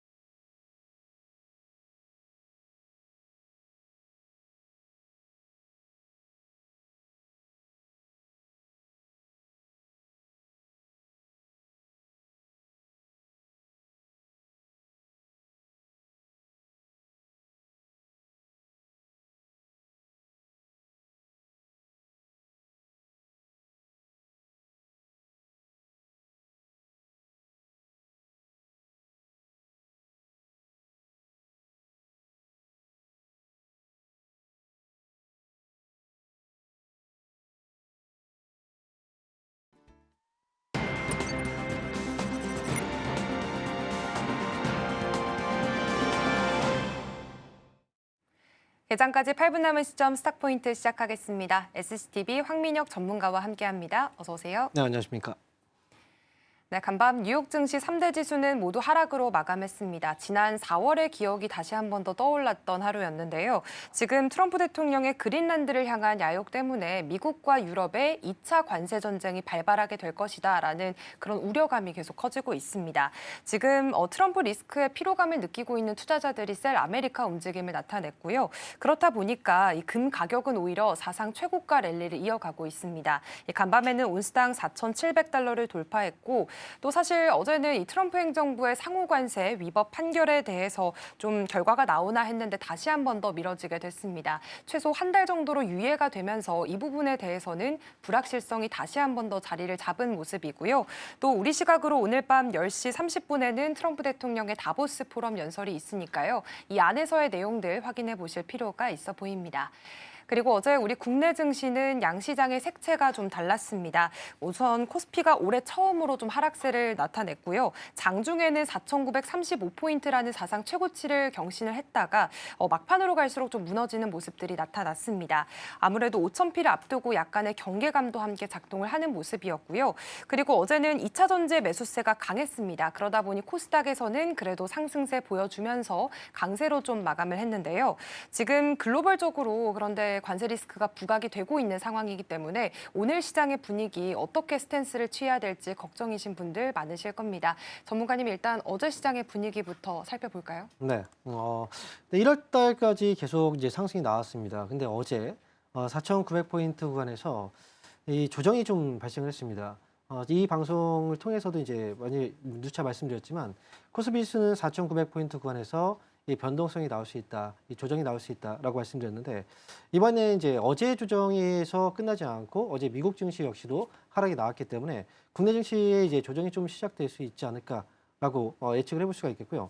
코스피 지수는 이제 어제 같은 경우에는 이제 주가 올라가면서 삼성전자, 특히나 이제 시장을 이끌었던 이 종목이 이제 흔들리면서 주가가 빠졌고요. 결론적으로 봤을 때는 외국인들의 전반적인 매수가 유지가 되긴 했지만 하지만 매수 규모도 많지는 않았습니다. 그리고 이 틈새 시장 안에서 이제 원전주라든지 로봇주들 그리고 2차전지까지 상승이 나왔던 종목들이 있죠. 결국 이제 주도주였던 종목들에 대한 부담감을 좀 느끼면서 매도가 나오고 그리고 지수에 대한 부담감도 이제 5,000포인트에 근접하다 보니까 매도 압박을 좀 많이 받고 있어요. 그러다 보니 이제 그쪽에서 빠졌던 물량들이 이제 다른 업종으로 순환매가 도는 그런 모습들이 어제 좀 일어났거든요. 그런데 오늘 같은 경우에는 이제 유럽에서도 주가의 분위기가 좋지 않았고 미국 같은 경우에도 이제 하루 쉬고 나서 개장을 했는데 주가의 하락폭이 좀 크게 나왔습니다. 기술주를 포함한 거의 대부분의 종목들이 빠졌을 만큼 주가의 낙폭이 좀 컸는데요. 아무래도 이제 유럽하고 미국에 대한 이제 지정학적인 리스크, 이 관세 리스크가 부각이 되다 보니까 결국 이제 미국 증시에 이어서 국내 증시까지 영향을 좀 받을 수밖에 없는 그런 상황이 돼버렸죠. 지금의 경우에는 일단 어제 분위기로 봤을 때는 순환매가 도는 그런 모습들이 있었고 그 틈새를 이용해서 이제 주가 올라오는 경우도 있긴 하지만 오늘의 경우에는 이제 주가의 하락이 먼저 크게 떨어져서 출발이 예상되고 있는 분위기이기 때문에 아무래도 이제 어제 장을 좀 잊고 오늘은 이제 새롭게 이 조정장에 대한 대응책을 좀 마련해야 되는 그런 시기가 오지 않았나라고 생각합니다. 하지만 이제 주가의 이제 상승이 여기서 꺾이면서 이제 하락으로 가기보다는 지금은 이제 과거에 지난 11월부터 12월 달까지의 변동성 또는 이제 지난해 7월부터 8월까지 이 변동성, 이런 중간의 변동성 장세가 지금도 나올 수 있다라고 생각을 하시고요. 다음 상승 역시도 충분히 가능할 수 있기 때문에 일단 지금 조정이 나오게 된다면 좀 너무 일찍 이제 선제적으로 이제 보기보다는 충분하게 좀 조정을 줬을 때 종목들의 움직임을 좀 살피면서 대응을 하시면 좋을 것 같습니다. 네, 오늘은 일단 동시호가 구간에서 코스피는 한 1.8% 그리고 코스닥은 2.1%가량 좀 낙폭을 그려내고 있는 상황입니다. 지금 미국과 유럽 사이에서는 그린란드 관련해서 관세 전쟁에 대한 이야기도 좀 나오고 있는 상황입니다. 어제 애프터마켓에서도 지금 시총 상위권들이 좀 투매 현상이 이뤄지고 있고 프리마켓에서도 그런 움직임들이 포착이 되고 있습니다. 오늘 투자자분들이 좀 어떤 스탠스를 취해야 되는지 궁금한데요. 그동안 관심 있게 담아봤던 종목들 담아가는 기회로 봐야 될까요? 아니면 관망일까요? 일단 이제 어제 같은 경우에도 국내 증시가 사실 빠진 게 별로 빠지진 않았어요. 네. 그건 이제 국내 증시가 그만큼 좀 강했다라는 건데요. 하지만 이제 유럽 증시, 미국 증시가 쉬었기 때문에 우리가 유럽 증시를 봤는데 유럽 증시에서는 흔들림이 좀 있었습니다. 결국 이제 미국 증시도 크게 흔들릴 수 있었다라고 이제 생각을 하고 봤어야 되는데 그럼에도 불구하고 국내 증시가 좀 많이 빠지지 않았다는 거죠. 그래서 오늘 같은 경우에도 유럽하고 미국의 문제이기 때문에 국내에는 크게 영향이 없지 않을까 단순하게 생각할 수도 있어요. 그렇다면 오늘 만약에 아침에 미국 때문에 빠졌을 때 매수를 해서 저가 매수를 해야지 이런 이제 생각도 할 수가 있는데 사실 그 전략이 완전히 틀리다라는 건 아닙니다. 하지만 지금 유럽하고 미국의 단순한 문제가 아니라 만약에 미국에서 유럽에서 또 미국의 보복 관세를 매기게 된다면 결국 우리나라도 미국에 수출을 하고 미국에서 또 다시 유럽에 수출하는 경로에 있는 종목 이제 기업들이 굉장히 좀 많이 있잖아요. 그렇다면 그 기업들도 국내에 또 영향을 받을 수가 있고, 그리고 어제 경우에는 또 일본하고 미국의 국채 금리가 또 많이 올랐습니다. 그러면서 국채 가격이 하락했는데 결국 이제 만약에 국채 가격이 하락으로 또 미국의 국채의 매도 쪽으로 이어지게 된다면 국내 기업들 중에서는 또 은행주들의 경우에는 또 미국의 국채를 또 보유하고 있고, 그다음에 국내 한국 같은 경우에도 이 이제 외환 보유고로서 국채를 많이 보유하고 있거든요. 그렇다면 외환 보유의 감소를 이어질 수 있고, 그렇다면 원달러율이 또 올라갈 수 있어요. 그래서 이게 지금 단순하게 미국하고 유럽의 문제가 아니라 국내까지도 영향을 줄 수 있는 문제이기 때문에 오늘 낙폭이 나온다 하더라도 바로 접근하기보다는 충분히 지켜보고 나서 상황을 판단 후에 그리고 나서 종목들을 접근하시는 게 훨씬 더 좋겠다. 이렇게 말씀드리겠습니다. 네, 오늘의 낙폭에 급하게 접근하기보다는 그래도 좀 약간의 관망의 자세를 취해야 된다라는 말씀해 주셨고요. 빠르게 원전 관련해서 물어보도록 하겠습니다. 그동안 잘 갔던 대장주 대신에 이제는 뭐 우진이나 우리기술 같은 그동안 소외됐던 종목들이 좀 오르는 모습들이 나타나고 있습니다. 그 전에도 이제 덜 오른쪽 지켜보자라고 말씀하셨는데 이 분위기가 앞으로는 계속해서 형성이 되는 걸까요? 일단 뭐 앞서서 제가 원전주들에 대해서도 현대건설이라든지 두산에너빌리티 같은 많이 올라갔던 종목들보다 이 K원전 관련주들에 대해서 좀 주목을 해보자라고 말씀드렸었죠.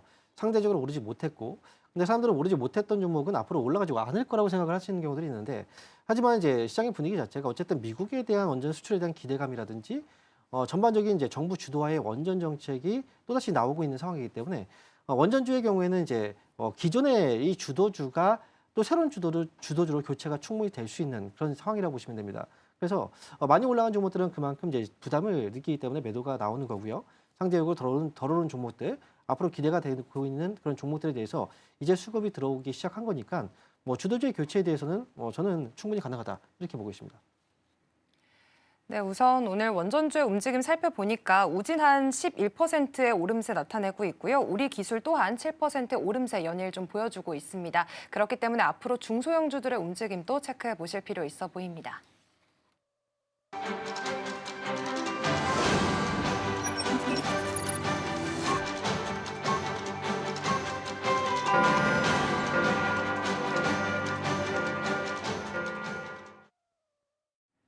(1월 20일) 수요일입니다. 간밤 뉴욕 증시 3대 지수는 하락으로 마감을 했고요.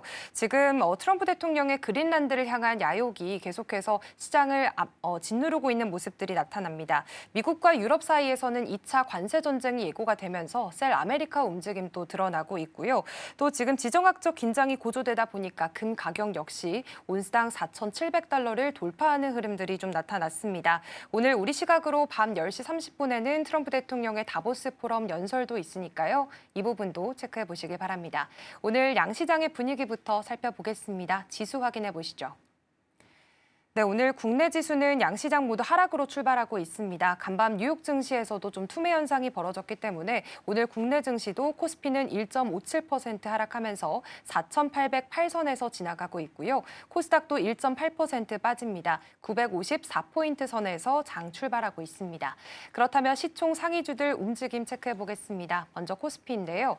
역시나 1위부터 5위까지 모두 하락불이 들어와 있습니다. 먼저 삼성전자와 SK하이닉스 모두 한 1.5%가량의 낙폭을 좀 그려내고 있는 상황이고요. 어제 정규장에서도 그렇고 또 애프터마켓에서도 좀 하락세를 보여왔는데 오늘 장에서도 좀 추가적인 하락분이 나오고 있는 모습입니다. 그리고 현대차 같은 경우에도 지금 0.8%가량의 낙폭을 좀 그려내고 있는데요.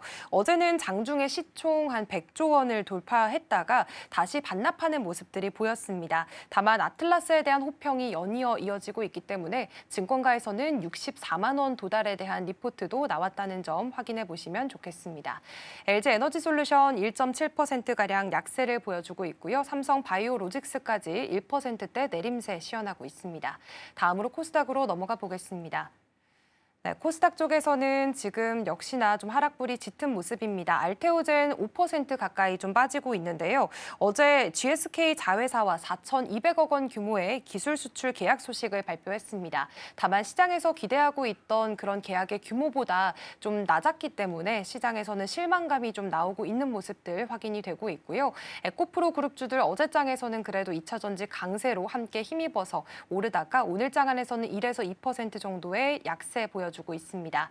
나머지 ABL 바이오도 한 2.5%, 그리고 레인보우 로보틱스까지 2.8%, 오늘 전반적으로 장이 모두 쉬어가는 움직임들이 나타나고 있습니다. 오전장의 수급 상황도 체크해 보겠습니다. 먼저 코스피 시장인데요. 오늘은 개인들이 좀 1,000억 원 넘게 팔아치우고 있고요. 오히려 외국인과 기관이 담아가는 모습들이 좀 눈에 띕니다. 다음으로 코스닥 넘겨보도록 하겠습니다. 코스닥에서도 마찬가지로 외국인과 기관, 메이저 주체들의 사자세가 눈에 띕니다. 그리고 개인이 좀 물량을 덜어내는 모습들이 확인이 되고 있습니다. 오늘 일단 지수상으로는 지금 코스피가 1% 넘게 좀 하락폭 확대해 나가고 있고요. 코스닥은 2%, 어제 좀 더 올랐었기 때문에 반납이 더 심한 모습들이 나타나고 있습니다. 다만 지금 메이저 주체들이 양시장 모두에서 사들이고 있는데 오늘 장 분위기 어떻게 해석을 해볼까요? 네. 지금 이제 미국 증시가 많이 하락을 했어요. 그래서 국내 증시 역시도 아침에 이제 하락을 해서 출발했는데 어찌 보면 생각보다 하락폭이 좀 크지 않다라고 느낄 수가 있습니다. 어제 경우에도 사실 너무 좀 강했던 장이라고 저는 생각을 하거든요. 네. 오늘 같은 경우에도 지금 이제 IT 쪽에서 삼성전자라든지 하이닉스가 주가 빠지고 나서 빠르게 낙폭을 회복하고 있는 그런 분위기고 지금 거의 보합권까지 움직여 왔거든요. 하지만 전반적으로 봤을 때는 이제 하락장의 분위기는 맞아요. 종목들의 이제 분위기가 지금 대부분 다 하락으로 출발했고, 하지만 이제 수급으로 본다면 약간 좀 헷갈릴 수 있죠. 외국인 수급이 오늘 좀 매수가 들어오고, 기관도 매수가 들어오고 있고, 양시장에서 이렇게 매수가 들어오고 있거든요.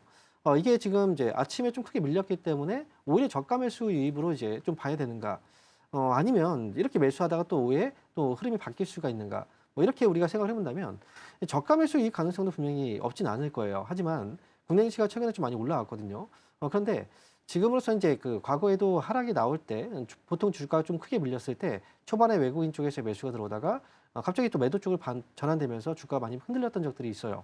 지금의 경우에도 오전장에서의 분위기가 중요한 게 아니고 오후장까지의 분위기가 확실하게 또 나와줘야지 이 흐름을 따라갈 수가 있는 거고요. 그리고 시장에서는 이제 이런 분위기도 형성이 되고 있습니다. 결국 이제 지금 미국의 경우에도 트럼프 대통령이 그린란드를 향한 야욕을 보이고 있긴 하지만 이로 인해서 주가가 많이 떨어졌단 말이죠. 하지만 이제 미국은 11월 달에 중간 선거가 또 예정되어 있고 그다음에 트럼프 대통령이 상호관세에 대한 위법 여부에 대한 판결도 남아있기 때문에 아무래도 이제 그게 좀 부담이 될 수밖에 없고 결국 또 타코로 가는 게 아닌가라고 또 생각을 많이 하고 있는데요. 그래서인지 이제 현재 미국의 선물지수도 크게 빠지지 않고 있는 분위기예요. 아마 여기에서 선제적인 반응이 좀 나올 수도 있는데 하지만 지금의 유럽에서의 그 대응에 대한 문제라든지 지금 상황 자체가 워낙에 좀 이제 단기적으로 너무 쉽게 볼 수 있는 그런 상황만은 아니기 때문에 일단 오전장의 분위기보다는 오후장의 분위기까지 확실하게 좀 봐야 되고 그리고 아무래도 삼성하고 하이닉스에 좀 몰린다는 건 안전하다고 생각되는 쪽으로 자금들이 일시적으로 몰릴 수도 있어요. 그래서 이 부분까지 좀 지켜본다면 오늘장 분위기 초반보다 후반이 중요하고 그리고 웬만하면 좀 관망으로 분위기를 좀 살펴보는 게 좀 좋지 않을까 이렇게 말씀드리겠습니다. 네, 일단 지금 프리마켓에서 반도체 투탑 움직임을 살펴보니까요. 프리마켓보다 지금 시세가 많이 회복된 모습들을 나타내고 있습니다. 본장이 열리고 나서 삼성전자는 한 0.5% 오름세, SK하이닉스도 1% 가까이 좀 시세를 뿜어내고 있는 모습들 나타나는데요. 사실 반도체 투탑은 지금 뭐 시장 상황도 좋지 않고 반도체 관세 이야기도 붙어 있다 보니까 사실은 많이 우려가 됐던 건 사실입니다. 왜냐하면 다음 주에 이제 SK하이닉스 실적 발표를 일주일 정도 남겨놓고 있는 상황 속에서 이번 주는 좀 조정을 받지 않을까 싶었는데 지금 장의 분위기를 보면 생각보다 강하다는 이야기도 좀 나오고 있거든요. 그렇다면 어떤 전략들이 좀 필요할까요? 네, 뭐 저도 이제 생각보다 강하다고 느껴요. 삼성전자 하이닉스의 주가가 오늘도 시장이 빠졌는데도 불구하고 빠르게 회복하면서 이제 주가를 또 견인하고 있는 그런 상황인데요. 하지만 반도체 업황 자체에 대한 그 분위기로 본다면 지금 반도체는 분명히 좋은 분위기는 맞아요.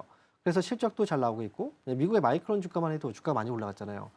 그래서 지금은 이제 트럼프 관세에 대한 영향들, 뭐 물론 이제 국내 반도체 기업에도 이제 트럼프 관세가 적용이 될 수도 있긴 하지만 국내 우리나라의 경우에는 일단 최고에 대한 대우를 이미 과거에 약속을 해왔기 때문에 여기에서 추가적인 이제 미국 진출에 대한 투자에 대한 협상만 진행된다면 결국은 관세에 대한 문제는 크게 연연할 필요는 없다라고 생각이 들고요. 다만 지금은 이제 대외적인 불확실성이 좀 크죠. 미국하고 유럽에 이제 그린란드를 두고서 지금 격돌을 하고 있기 때문에 이런 분위기 속에서 주가가 빠지게 된다면 당연히 이제 많이 샀던 종목들 위주로 매도가 나올 수밖에 없습니다. 그래서 삼성전자와 하이닉스는 이제 시장에 대한 불안감으로 인해서 주가가 흔들릴 수 있는데 개별적으로 본다면 여전히 좋아요. 그래서 지금은 이제 뭐 조정이 뭐 빠르게 단기로 끝나고 나서 올라갈 수도 있지만 이렇게 너무 이제 보다가도 이제 주가가 너무 많이 올랐기 때문에 언제 갑자기 또 매도가 나오면 주가가 크게 밀릴 수가 있습니다. 그래서 보유하고 있는 분들은 굳이 지금 이 상황에서 뭐 장기화될 것 같지는 않거든요. 이 조짐이. 그렇기 때문에 굳이 팔 필요는 없지만 신규 매수 접근을 하시는 분들은 지금 오전장의 이런 분위기라든지 너무 빠르게 단기 조정해서 매수 들어가게 된다면 나중에 이제 고점에서 또다시 이제 또 우리 물리게 되는 경우들이 있습니다. 그러니까 지금은 보유하고 있는 분들만 좀 차분하게 이 상황을 지켜보시는 게 저는 어떨까라고 말씀드리겠습니다. 네, 여전히 글로벌리하게 봤을 때는 관세에 대한 불확실성이 남아있긴 합니다만 개별적으로 종목들 자체를 본다면 여전히 펀더가 튼튼합니다. 그렇기 때문에 보유하고 계신 분들 입장에서는 홀딩 쭉 하셔도 좋을 것 같고요. 다만 신규 매수는 빠른 대응은 조심해야 한다라는 말씀을 해주셨습니다. 그리고 오늘 알테오젠이 지금 오늘장 안에서 5% 가까이 낙폭을 좀 그리고 있습니다. 사실 어제 이번 주에 좀 조단위 빅딜에 대한 기대감이 있었는데 어제 공시를 열어보니까 그 규모에 대한 실망감이 좀 나타난 것 같습니다. 오늘장 안에서도 실망 매물들이 좀 출회가 되고 있는데요. 이게 단순히 실망감 때문에 내려간 주가라면 이걸 오히려 기회로 삼아봐도 괜찮을까요? 일단 시장은 타이밍이 되게 중요한 것 같아요. 네. 이번에 이제 그 계약과 관련해서 약간 실망감이 나왔다는 게 또 시장의 분위기가 또 하방이거든요. 좀 불안감에 있는 종목들은 매도를 많이 하게 될 수밖에 없는 그런 장기이다 보니까 알테오젠의 주가가 추가적으로 오늘 또 많이 빠지고 있는 상황이거든요. 그런데 어쨌든 알테오젠 자체만으로 본다면 이미 이제 그 기대감으로 주가가 한번 크게 올랐기 때문에 여기서 매도가 나오는 게 단순한 그 일시적인 조정인지 아니면 이 분위기에 따라서 추가로 더 많은 실망감으로 인해서 매도가 더 나오면서 주가가 빠지게 될지 이 부분을 섣불리 판단하기가 좀 어렵습니다. 그래서 제가 볼 때는 알테오젠은 지금 시기상으로 봤을 때는 이제 뭐 이번에 하락이 좀 좋은 분위기는 아닌 것 같아요. 그래서 추가적인 하락이 더 나올 수 있을 거라고 예상이 되기 때문에 지금 오늘장에서 하락이 나왔다고 해서 매수라기보다는 확실하게 하락을 지지해 주고 나서 흐름이 다시 한번 이제 분위기가 반전이 돼야 되겠죠. 전환이 되면서 이제 주가가 상승으로 방향이 좀 바뀔 때 그때를 노리시는 게 오히려 낫습니다. 그래서 뭐 무조건 바닥에서 잡을 생각을 하시다 보면은 그게 바닥이 아닌 경우들이 많거든요. 그러니까 알테오젠의 경우에는 충분히 악재에 대한 부분들을 좀 소화시키고 다시 하락이 멈추고 방향 전환까지 나와줄 때 만약에 매수를 하고자 한다면 그 시기에 맞춰서 매수하시는 게 어떨까 저는 그렇게 보고 있습니다. 네, 시기상으로 지금 시장 자체가 하방 압력을 받고 있다 보니까 오늘장에서 급하게 접근을 하기보다는 조금 더 바닥에 대한 확인이 충분히 나왔을 때 접근을 해보자라는 전략들 제시해 주셨습니다. 그리고 사실 지금 시장 상황을 봤을 때 3차 상법 개정안이 좀 급물살을 타면서 이제는 수혜주를 찾자는 움직임들이 본격화되고 있는데요. 사실 자사주 소각 의무가 강화가 된다면 뭐 지주나 증권사들 바라보잖아요. 포트에는 꼭 하나씩 담아가야 한다. 여전히 가능할까요? 네. 최근에 이제 주가가 관련 종목들이 많이 올랐거든요. 이제 지주사의 주가도 단기에 좀 많이 올랐고, 그리고 이제 이번 3차 상법 개정안의 경우에는 가장 핵심적인 부분이 자사주 1년 안에 이제 보유하고 있는 자사주를 소각을 해야 된다라는 거거든요. 사실 업계에서의 그 반발은 분명히 좀 많이 있어요. 왜냐하면 자사주를 보유하고 있는 기업의 경우에는 경영권 방어를 위한 목적도 분명히 있거든요. 그런데 이게 제대로 되지 않을 수도 있다라는 우려감들. 하지만 어쨌든 자사주를 보유하고 있는 이걸 이제 소각을 한다면 결국은 이제 주가 상승으로 이어질 수밖에 없고 관련 종목들 대표적으로 봤을 때는 뭐 지주사 이쪽이 가장 좀 강하게 되겠죠. 그리고 지주사뿐 아니라 결국은 이제 상법 개정안으로 주가 상승이 또 예상되고 있기 때문에 거기에 있어서는 이제 증권주 역시도 앞으로 좀 올라갈 수 있는 그런 종목이라고 볼 수가 있습니다. 하지만 이제 증권주 같은 경우에도 시장 분위기를 좀 많이 타는 종목이에요. 그리고 이미 선반영이 좀 된 부분도 있기 때문에 제가 볼 때는 관련 종목들의 경우에는 접근은 가능할 수 있지만 이 접근 방식 자체가 지금보다는 충분히 조정이 들어와야 됩니다. 왜냐하면 앞에서 선반영이 안 됐다면 모르겠지만 이미 선반영으로 주가 많이 올라온 상태에서 이번 조정이 좀 짧거든요. 그러니까 제가 볼 때는 시장이 이번에 좀 조정이 나오게 된다면 충분하게 좀 눌렸을 때 그때 매수해서 좀 들고 하셔도 저는 이 부분에 대해서는 무방하다고 봐요. 하지만 오늘 당장 접근하는 건 좀 무리가 있다. 이렇게 말씀드리겠습니다. 네, 지주사와 증권사 지금 상법 개정안 관련해서 이미 선반영되어 있는 부분들 많이 있긴 하지만 관련된 종목들 접근이 가능합니다. 다만 지금보다는 충분한 조정을 기다려보시는 게 좋아 보입니다.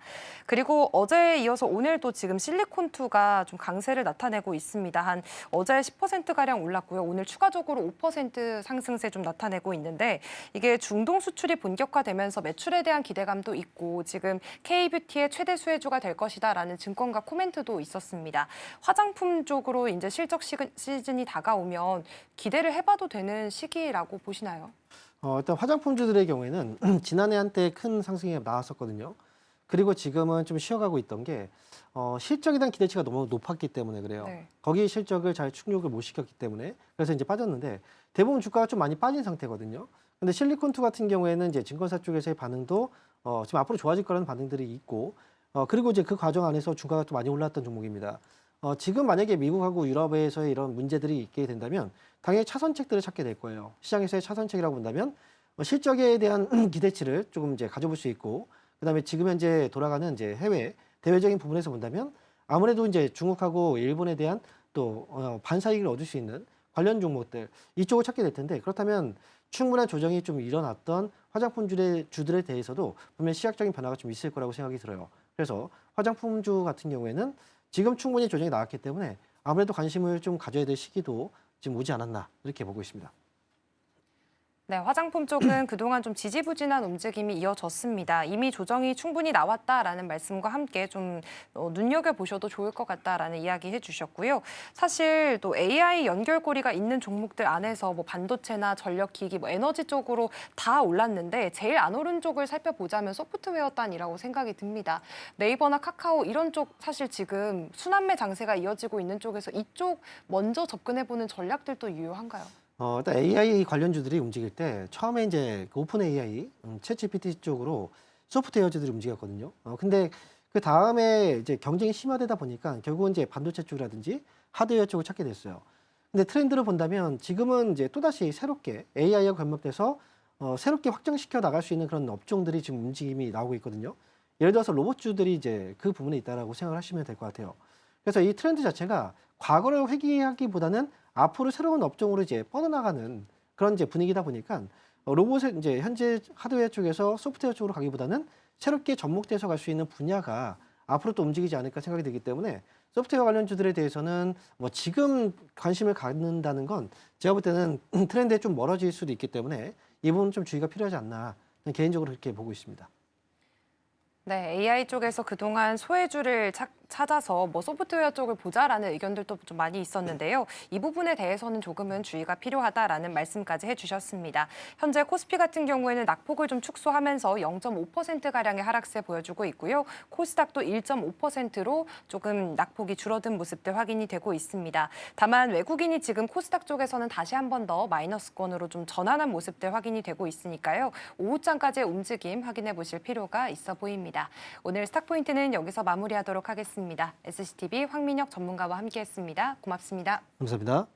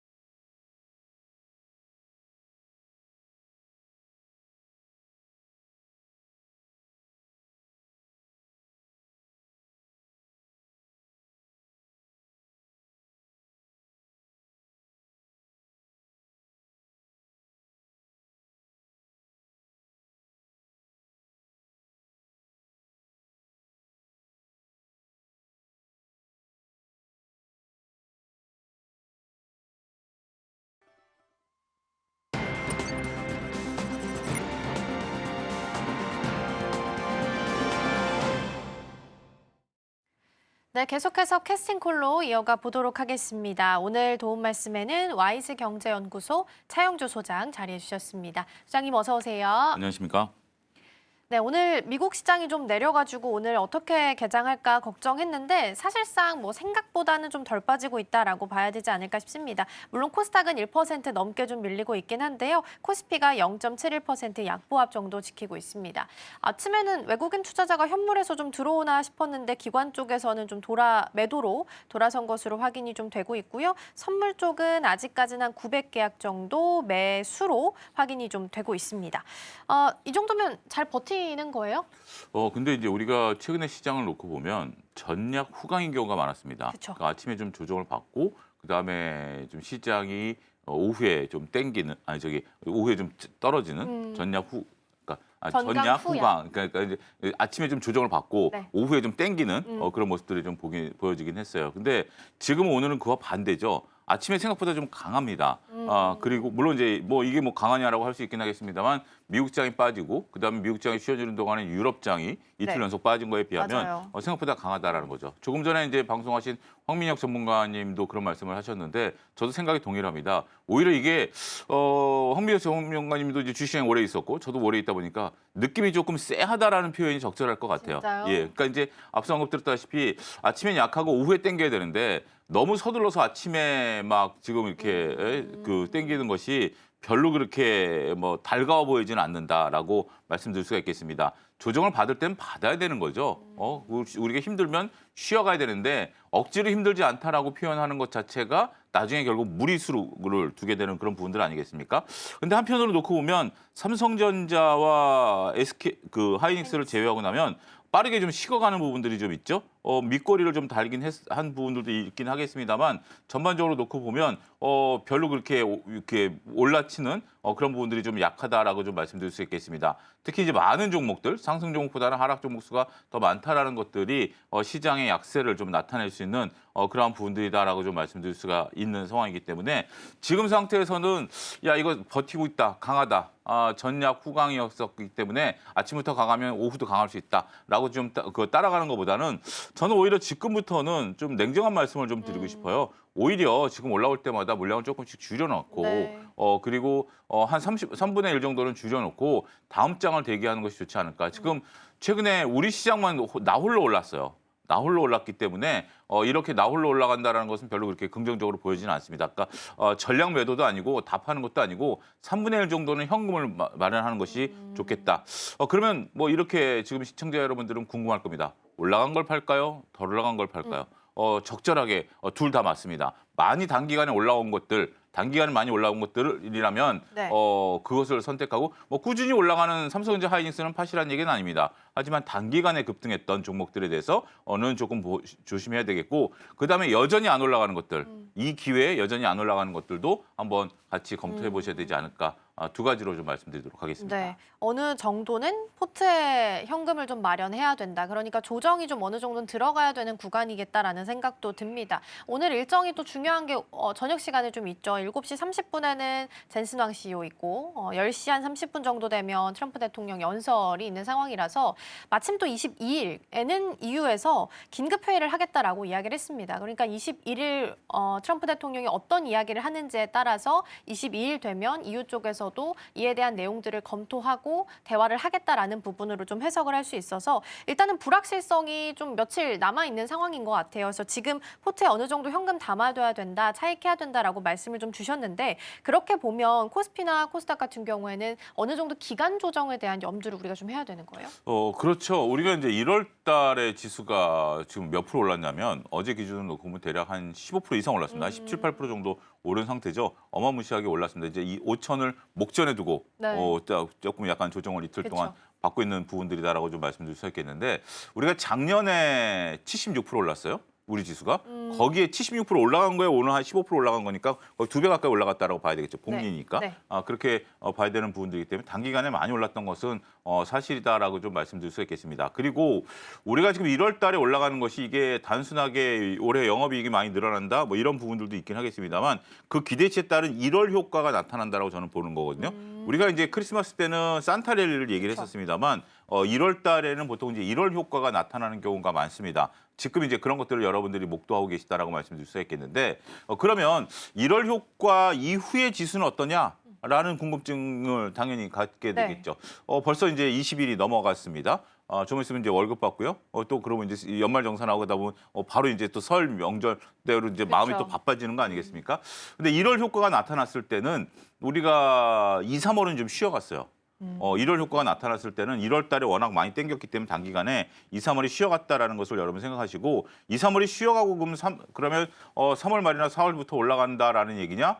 예. 라고 말씀드릴 수 있는 것 중에 하나가 4월 초면 삼성전자 1분기 잠정인 실적이 나옵니다. 그러면 우리가 이제 1분기 비수기였을 때 지금 지난 2025년 4분기 때 영업이익 20조를 어느 정도까지 커버를 해줬느냐라는 게 나타나면 다시 반도체가 랠리를 펼칠 가능성이 있거든요. 그러니까 그런 부분들을 복합적으로 보셔야 돼요. 관행적으로 보면 1월 효과가 나타났으면 2, 3월은 쉬어졌어요. 2, 3월이 쉬어졌는데 2, 3월 쉬어진 이후에 4월 달부터는 1분기 실적에 대한 확실한 데이터들이 잘 나올 것으로 보고 있기 때문에 그때부터 랠리가 펼쳐질 가능성이 있다라고 보는 거죠. 그러면 나는 중장기 투자자니까 이것을 네. 그냥 뭐 생각 안 하고 좀 놔둬도 되는 거 아니야? 네. 예, 그럴 수도 있습니다. 하지만 지금 또 최근에 요 지난주부터 보였던 현상인데 올랐던 주식들이 단기간에 하루에 10%에서 20%씩 올라가요. 무거운 주식이. 그런 부분들을 놓고 보면 이거는 조금 좀 과하다라는 느낌 느끼셔야 되고요. 그런 부분들이 최근에 조금 제가 현금 비중을 좀 높이십시오라고 말씀드리는 근거가 되고 있다. 이렇게 설명드릴 수가 있겠습니다. 그러면은 2월, 3월까지 쉬어간다라는 부분을 좀 어느 정도는 염두하면서 전략을 세워가야 되지 않을까 싶습니다. 그리고 이제 오늘 아침에 개장 딱 했을 때 시총 상위 종목들 다 마이너스였다가 지금은 삼성전자, 하이닉스, 현대차, 삼성전자, 우선주 뭐 등등 해서 몇 가지 종목들은 좀 플러스로 돌아섰습니다. 그중에서도 또 유독 돋보이는 게 지금 현대차예요. 2.8% 넘게 상승을 하고 있는데 어제 이제 다올투자증권에서는 3년 이후에 휴머노이드 투입이 가능한 건 현대차밖에 없다. 현대차랑 테슬라밖에 없다라고 이야기를 꺼내놨는데 반대로 UBS 쪽이었죠. 그쪽에서는 현대차 목표 주가를 좀 하향 조정하는 모습이 나타나기도 했습니다. 지금 이렇게 평가가 갈리고 있는 상황 속에서 그럼에도 불구하고 현대차는 이렇게 강하게 또 불을 뽐내주고 있어요. 그래서 지금 이전에 오토에버 보면서 같이 가야 된다라고 말씀을 주셨던 기억이 있는데 지금 구간 그러면 어떻게 판단을 해봐야 돼요? 지금 현대차 여러분들 거래량을 한번 보시면 네. 현대차 거래량이 벌써 어제 거래량이 20%가 거래됐습니다. 지금 20분밖에 안 지났거든요. 25분 그러네요. 지났는데요. 20% 이상 거래가 됐습니다. 거래가 좀 많습니다. 저는 개인적으로는 현대차를 보유하고 계신 분들이 물량을 줄여가야 될 단계가 아니겠나 싶습니다. 물론 이제 60만 원에 대한 부분들 10만 원이 더 올라가야 되는 거 아니냐라는 건데 네. 그 목표 주가는 단기간이 아니라 1년 정도의 기간을 좀 두고 보는 거고요. 오늘 아침부터 땡긴다라는 부분들 여러분들이 잘 보셔야 될 것 같아요. 벌써 아침부터 이렇게 20% 이상 어제 전일 거래량도 많은 거예요. 그러니까 오늘 지금 거래량이면 우리가 12월 중순 때 평균 거래량을 벌써 이미 넘어서 버렸어요. 평균 거래량을 이제 그때 홍보할 당시에 그러네요. 평균 거래량을 넘어선 상태고 어제 거래량도 많은 상태인데 많은 거래량의 20%를 거래했다라는 것은 사자가 많으냐 팔자가 많으냐 지금 팽팽합니다. 팽팽하지만 팔자가 훨씬 더 많고요. 파는 분들은 100%다 수익입니다. 100% 다 수익입니다. 100% 다 수익이기 때문에 파는 분들은 행복하게 팔 수 있고 이거보다 가격이 낮아도 팔 수 있어요. 그렇지만 사는 분들은 어느 순간이 딱 되고 나서 주가가 조금 변동성을 보이면 딱 멈춰버릴 수밖에 없는 게 특성입니다. 그런 부분들이 나타나게 된다면 오늘 아침부터 지금 개인 투자자들이 너무 서두르신다라는 생각을 좀 들고 있고요. 반대로 지금 이제 보유하고 계신 분들 입장에서 본다라면 조금 물량들 지금 이제 팔자 물량들 쌓여 있는 거 보십시오. 엄청나게 쌓여 있는 거 아니겠습니까? 이런 물량들이 팔자 물량들이 쌓여 있다라는 거 보면 50만 원 찍으러 가는 것 같아요. 50만 원을 찍고 난 이후에 변동성을 대비해야 되는 현실적인 부분들을 여러분들이 잘 보셔야 되는 게 아니겠나 싶습니다. 네, 일단은 지금부터는 조금씩 대응할 때 좀 리스크 관리는 하면서 가야 된다라는 말씀을 좀 주셨습니다. 물론 이제 오늘 시장에서 강하게 움직임이 좀 포착이 됩니다. 거의 뭐 3% 가까운 상승세 보이면서 움직임을 보이고는 있지만 이제부터는 조금씩 리스크 관리하자라는 말씀 주셨습니다. 자, 그럼 넘어가서 오늘 올라오고 있는 테마들도 하나씩 체크해 보겠습니다. 사실 오늘 올라오는 테마들이 그렇게 많지는 않아서요. 일단 첫 번째로 원전을 포션을 좀 넣었습니다. 우크라 쪽에서 러시아 원전에 대한 추가 공격 준비하고 있다라는 이야기가 나오면서 원전 해체 쪽이 어제서부터 좀 주목을 받기 시작을 했고요. 오늘 우리 시장 안에서도 대다수가 가는 건 아니고요. 그 안에서도 해체 쪽, 우리기술이나 우진 뭐 이런 종목들, BHI 같은 종목들이 일부 상승세 시연을 하고 있습니다. 오늘 우리기술이 좀 더 강하네요. 20% 넘게 현재 상승폭 키워가고 있습니다. 두 번째도 열어볼게요. 두 번째는 반도체입니다. 어제 이제 애프터마켓에서 굉장히 반도체 투톱이 좀 흔들리기 시작을 해서 걱정을 했는데 낙폭을 만회하면서 마감을 좀 했습니다. 그러나 오늘 프리마켓에서도 한 1% 넘게 빠지다가 지금은 강보합 정도로 두 종목 모두 다 오름세를 시연을 하고 있습니다. 힘이 굉장히 강하고요. 떨어질 때마다 들어오는 대기 매수세가 일단 확실하게 좀 확인이 되고 있지 않나 싶습니다. 지금 이 구간에서의 전략은 어떻게 세워가야 될지 함께 고민해 보겠고요. 마지막 열어볼게요. 마지막은 2차 전지입니다. 사실 어제 2차 전지가 강했었죠. 한 이틀 정도 강했던 것 같아요. 이제 아무래도 로봇의 가슴에 들어가는 배터리 부분이 가슴만 들어가다 보니까 크기가 작고 밀도가 좀 높아야 된다라는 이야기가 나오면서 LFP 배터리보다는 3원계보다는 이제 가정에서 불이 안 나야 되기 때문에 전고체 배터리에 대한 아이디어까지 좀 연결이 되면서 반등세를 시연을 했습니다. 다만 이제 오늘은 조금 더 떨어지는 모습이 확인이 되고 있습니다. 아마 시장에 좀 영향을 많이 받고 있는 거겠죠. 오히려 지금이 기회가 될 수 있을지 한번 이야기 나눠보도록 하겠습니다. 자, 그럼 원전 쪽부터 볼게요. 두산 에너빌리티 대장주가 살짝 좀 쉬어가면서 시총 좀 작은 쪽에서 끼를 발산하는 종목들이 오늘 일부 보입니다. 특히나 해체 쪽으로요. 지금 어떤 상황으로 봐야 될지 어느 정도의 연속성으로 판단을 할까요?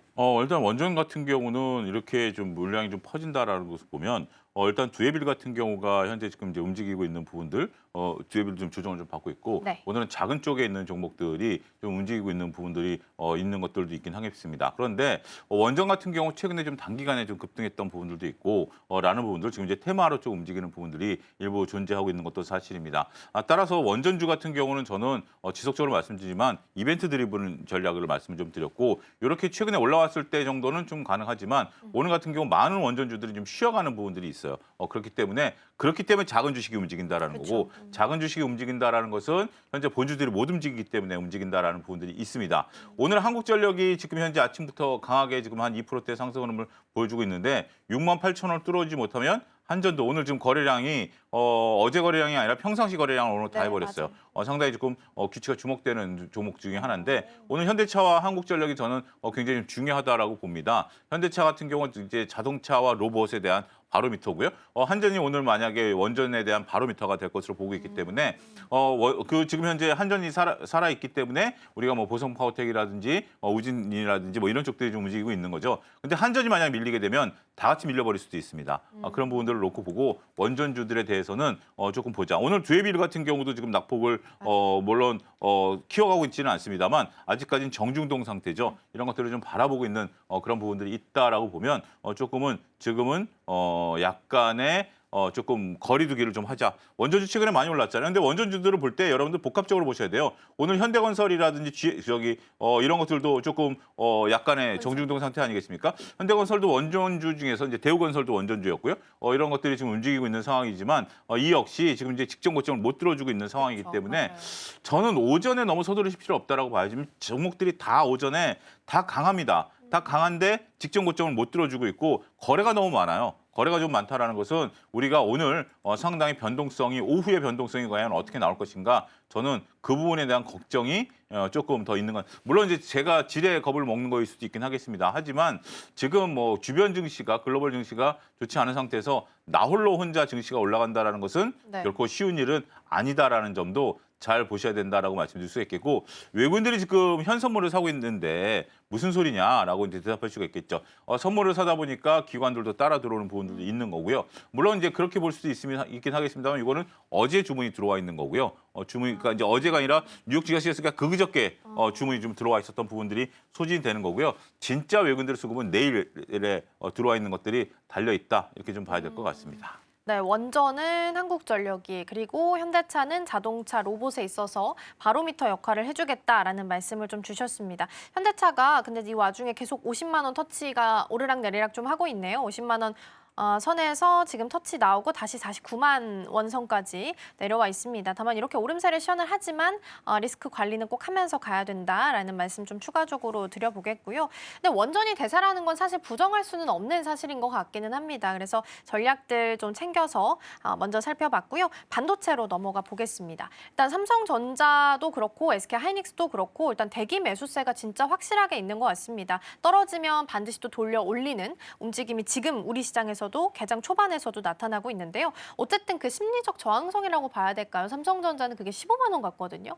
여길 뚫지 못하고 계속 움직임이 좀 되고 있다면 그럼 지금이 기회다라고 좋다 하고 내릴 때마다 계속 매수해도 괜찮을까요? 저는 괜찮다라고 봅니다. 지수가 5천에서 머물까요? 그러니까 이제 넘을 이런 수 생각들을 이제 우리가 스스로 해보셔야 돼요. 그러니까 이거를 뭐 차영주가 대답을 해주는 것도 아니고 네. 우리 이관 앵커가 대답을 해주는 것도 아니고 여러분들 스스로가 한 번씩 이렇게 대답을 해봐야 될 것 같아요. 5천은 뭐 당연히 가겠죠. 뭐 이번 주에 못 가면 다음 주라도 그쵸. 가겠죠. 가는데 5천에서 그럼 지수가 멈출 것인가? 글쎄요. 뭐 5천에서 멈춘다라고 한다면 추격 매수를 하셔서는 안 되죠. 그쵸. 오히려 지금 갖고 있는 물량을 줄여야 되고 아니야 나는 올해 삼성전자 영업이익이 대략 120조를 달성할 걸로 보고 있고 거기에 이제 우리가 적절 밸류보다 조금 오버슈팅도 나올 가능성도 있고 그다음에 맥쿼리가 얘기한 것처럼 6천까지도 갈 수 있고 그다음에 모 증권사가 얘기한 것처럼 7,500까지도 갈 수 있고 이런 것들이 한다라면 지금 삼성전자를 안 사면 언제 살 수 있을까요? 그런 고민을 한번 해보셔야 돼요. 그러니까 여러분들이 스스로가 그런 것들을 왜 이제 해야 되느냐면 스스로가 그런 질문에 대한 답을 갖고 계셔야 네. 흔들리지가 않습니다. 안 그러면 만약에 뭐 다른 뭐 여러 뭐 전문가분들께서 조언을 적절하게 잘 해주실 것으로 짐작을 합니다만 일단 우리가 15만 원에 대한 어떤 저항감들이 있긴 합니다만 이렇게 내가 스스로가 생각하지 않으면 흔들릴 때마다 주가가 흔들리면 내 마음도 흔들려요. 그렇죠? 바람이 불면 갈대가 흔들리는 게 바람이 내 그런 건지 네. 스스로가 흔들리는 건지 이제 우리가 이제 시적으로 표현할 수 있긴 하겠습니다만 지금 상태라면 말씀하신 것처럼 14만 원대 초반까지 내려다 주면 더 오히려 땡큐 그쵸. 라고 볼 수 있는 것 같고 하이닉스도 70만 원 부분까지 내려오면 조금 더 가능성이 있고 그러면 삼성전자 하이닉스냐 이거는 이제 논의는 별개로 한다 하더라도 근데 여기서 이제 좀 중요한 거는 네. 내가 만약에 한 1,000만 원 정도 투자를 한다라고 하면 1,000을 다 여기다 투자하셔서는 안 됩니다. 그렇죠. 삼성전자와 하이닉스를 대략 한 300만 원 정도는 둘 중에 하나는 꼭 갖고 계셔야 되고 지난번에 말씀드린 것처럼 소부장 한 200만 원 갖고 있어야 되고 나머지 500만 원 갖고 다른 종목들 지금 막 움직이고 있기 때문에 네. 그런 쪽들에서 뭐 로봇이 됐던 원전이 됐던 뭐 2차 전지가 됐던 제약바이오가 됐던 그런 쪽들에서 매매를 하시면 여러분들이 적절한 포트폴리오 속에서 적절하게 수익률이 좋을 수 있지 않을까 이렇게 조언을 해드리고 싶습니다. 네, 이전에 수장님이랑 막 10만 원 밑에 기회일까요 했을 때 뭐 무조건 해야 된다라고 말씀 주셨는데 오늘 또 다시 15만 원 밑에서는 괜찮다라는 사인을 저희가 받았으니까 나중에 또 돌아봤을 때 오늘이 기회가 될 수 있지 않을까 싶습니다. 그러면 일단 아직 관세에 대한 부분이 해결은 안 됐어요. 뭐 그렇죠. 일단 오늘 21일 사이에 나올 것 같았는데 이것도 조금 미뤄진 것 같기도 하고요. 그래서 관세에 대한 부분을 좀 고려한다면 반도체 안에서도 뭐 미국에 시설이 있거나 아니면 미국 향으로 매출이 많이 찍히거나 이런 종목들로 좀 가릴 필요도 지금은 있어요. 아니요. 저는 그렇게 특별히 이게 생각할 건 아닌 것 같습니다. 저도 이제 여러 분들하고 이런 얘기를 나누면 그분들의 이구동성이 네. 관세 때려봐. 예요. 왜 그러냐면 네. 지금 반도체는 수요자 위주의 시장이 아니라 아. 공급자 위주의 시장입니다. 지금 이제 모 증권사 애널리스트 분이 한 말을 그대로 이제 전하면 네. 지금 이제 디램 거지라는 말이 쓴답니다. 여의도에서. 왜 그러냐면 네. 디램을 받아가기 위해서 판교라든지 맞아요. 뭐 그렇다고 여기는 하더라고요. 이제 사람들이 줄 서가지고 디램 받아간다라는 거고 그다음에 하이닉스의 HBM은 올해 다 완판됐죠. 네. 그런 상태이기 때문에 관세를 때리면 누가 피해를 볼까요? 결국 미국이 피해 보는 거예요. 그렇기 때문에 관세를 과연 그 뜻대로 때릴 것이냐 해봐. 그렇다고 해서 우리는 안 파나? 뭐 주소 사가는데 오히려 관세는 누가 부담을 하죠? 사가는 사람이 부담하는 겁니다. 파는 사람이 부담한 거 아니기 때문에 그런 부분들에 있어서는 너무 그렇기 때문에 그 얘기가 나옴에도 불구하고 시장이 안 흔들린 거예요. 주식 이쪽 반도체 종목이 안 흔들린 거기 때문에 그런 부분들을 여러분들이 적절하게 잘 보시면 되지 않을까 싶습니다. 네, 지금은 공급자 우위 시장이기 때문에 관세에 대해서는 크게 걱정하지 않아도 되겠습니다. 자, 그럼 2차 전지 쪽도 살펴보겠습니다. 로봇에 대한 부분들로 확산이 시작이 좀 되는 것 같아요. 그래서 덜 오른 쪽이 어딜까라고 찾다가 2차 전지가 좀 눈에 띄지 않았을까 싶습니다. 어차피 로봇에 배터리는 들어가야 되는 거니까요. 새로운 뉴스가 좀 붙어주면서 반등이 한 연이틀 나오다가 오늘 조금은 쉬어가긴 하는데 이게 진짜 끌고 갈 만한 진짜 상승의 트리거가 될 만한 뉴스예요. 그렇지는 않죠. 왜 그러냐면 우리가 지난번에도 말씀드렸다시피 이제 우리가 자꾸 말을 만들어가는 것 같아요. 원래 자동차에 그 전기차에 들어가는 배터리 만들다가 네. 그게 이제 안 되니까 ESS로 갔죠. 그쵸. 근데 ESS를 가는 것도 규모의 경제를 좀 봐야 되고 음. 그다음에 배터리 로봇에 들어가는 배터리를 하면 로봇 한 대에 들어가는 배터리하고 자동차 한 대에 들어가는 배터리 양은 얼마나 차이가 날까요? 어마무시하게 많이 차이가 나겠죠. 그런 부분들을 좀 봐야 되겠고 더군다나 잘 말씀하신 것처럼 우리가 로봇에 들어가는 것은 전고체까지 가야 돼요. 네. 전고체가 가야 되는 이제 화재 위험, 그다음에 이제 또 새로운 그 배터리를 개발해야 된다라는 것들을 보면 최소한 8시간 이상 움직여야 된다라는 거죠. 그런 부분들이 있어야 되기 때문에 뭐 2시간 움직이고 충전하고 2시간 움직이고 충전하고 이거 뭐 휴대폰도 아니고요. 네. 뭐 이렇게는 할 수는 없는 거죠. 그래서 그런 것들에 대한 부분들도 있는 것 같아요. 참 이 차인지 어려운 것 같아요. 어제만 하더라도 이 차인지 차트가 참 좋았습니다. 그러니까요. 이 차인지 차트가 참 좋아서 저는 딴 거는 몰라도 차트만 보고 들어가자라고 어제 이제 좀 얘기를 하고 있었는데 오늘은 에코프로 비행 같은 경우는 차트가 살아 있습니다만 이 역시 지금 차트가 또 무너지고 있어요. 나머지 그러니까 이 차인지는 지금 어떤 내러티브를 갖다 붙여서 올라간다라는 것은 아닌 것 같고요. 차트를 보고 적절하게 우리가 그 뭐라 그럴까요? 대응을 해야 되는 영역인 것 같아요. 어제는 에코프로 차트가 가장 좋았는데 네. 오늘 다시 다 반납을 해버렸어요. 그러니까요. 그런 것들을 놓고 보면 이 차인지는 셈법이 상당히 어렵다. 그래서 오히려 뭐 로봇 같은 경우는 저렇게 오늘 두산 로보틱스가 또 튀네요. 그러니까요. CMS도 튀고요. 이런 것들 튀는데 이 차인지는 참 답답한 것 같아요. 뭐 그러면서 많은 분들이 야 이제 뭐 로봇 시대가 오면 당연히 배터리 가야 되는 거 아니야? 근데 로봇 시대가 아직 안 왔어요. 네. 로봇 시대가 안 왔고 우리가 산업용 로봇이라든지 이런 것들은 배터리가 필요 없는 거죠. 그건 보조 전원 ESS라는 보조 전원만 필요한 거고 그다음에 이제 나머지는 이제 직접 전원이 필요한 거기 여기 직접으로 이제 전류가 연결된 거기 때문에 네. 우리가 그 전지가 이차 전지가 필요 없는 부분들이거든요. 두산 로보틱스 올라가는 거랑 로봇주랑은 아무런 상관없어. 이차전지랑은 아무런 상관이 없는 그런 부분들이 된다라고 좀 말씀드릴 수 있겠죠. 어찌됐든 이차전지 갖고 계신 분들 뭐 많으실 텐데요. 상당히 답답하실 겁니다. 상당히 답답할 거고 도대체 이렇게 정말 자동차까지도 올라가면서 원전주도 올라가면서 그 키 맞추기 차원에서 올라가줬는데 네. 도대체 우리는 언제 올라가느냐? 답답할 수 있을 것 같은데 조금 더 시간이 걸릴 가능성도 현재로서는 배제할 수 없겠다. 이렇게 좀 말씀드릴 수 있겠습니다. 네, 그러니까요. 새로운 자리에서 뉴스가 좀 붙어주긴 했는데 이거를 참 연속성을 가져가기가 참 어려워 보이긴 그렇습니다. 하네요. 예. 그러니까 수급의 힘이 그렇게까지 오래 머무는 것 같지는 않습니다.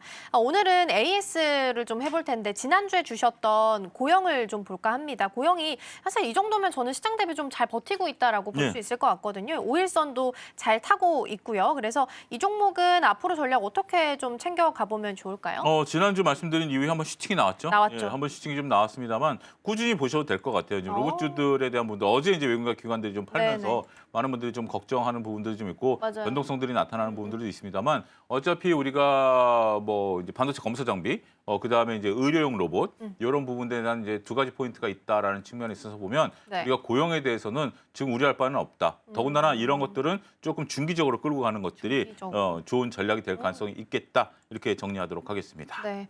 며칠 전에 그 일본 쪽에서 뇌수술 로봇 관련한 네. 이슈가 고용 쪽에 붙어줬었는데 그럼에도 불구하고 그렇게 크게 움직임이 좀 잘 포착이 되지는 않습니다. 그럼에도 불구하고 중장기적으로 봤을 때는 훨씬 더 긍정적으로 바라볼 수 있겠다라는 말씀 주셨으니까 참고해 보시면 좋겠습니다. 자, 개장 분위기 잘 살펴봤고요. 수장님과는 여기서 인사 나누겠습니다. 오늘 말씀 고맙습니다. 감사합니다.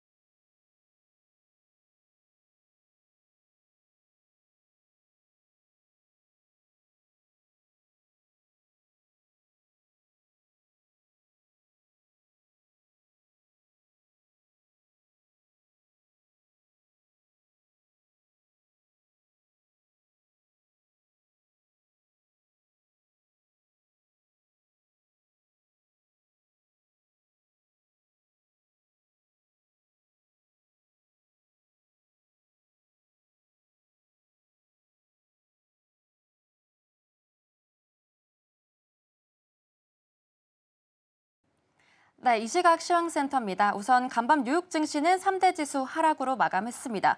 도널드 트럼프 미국 대통령이 이 그린란드 협상에 반대하는 유럽 국가들의 관세를 부과하겠다라고 위협하자 이 유럽 연합이 보복 관세를 경고한 탓인데요.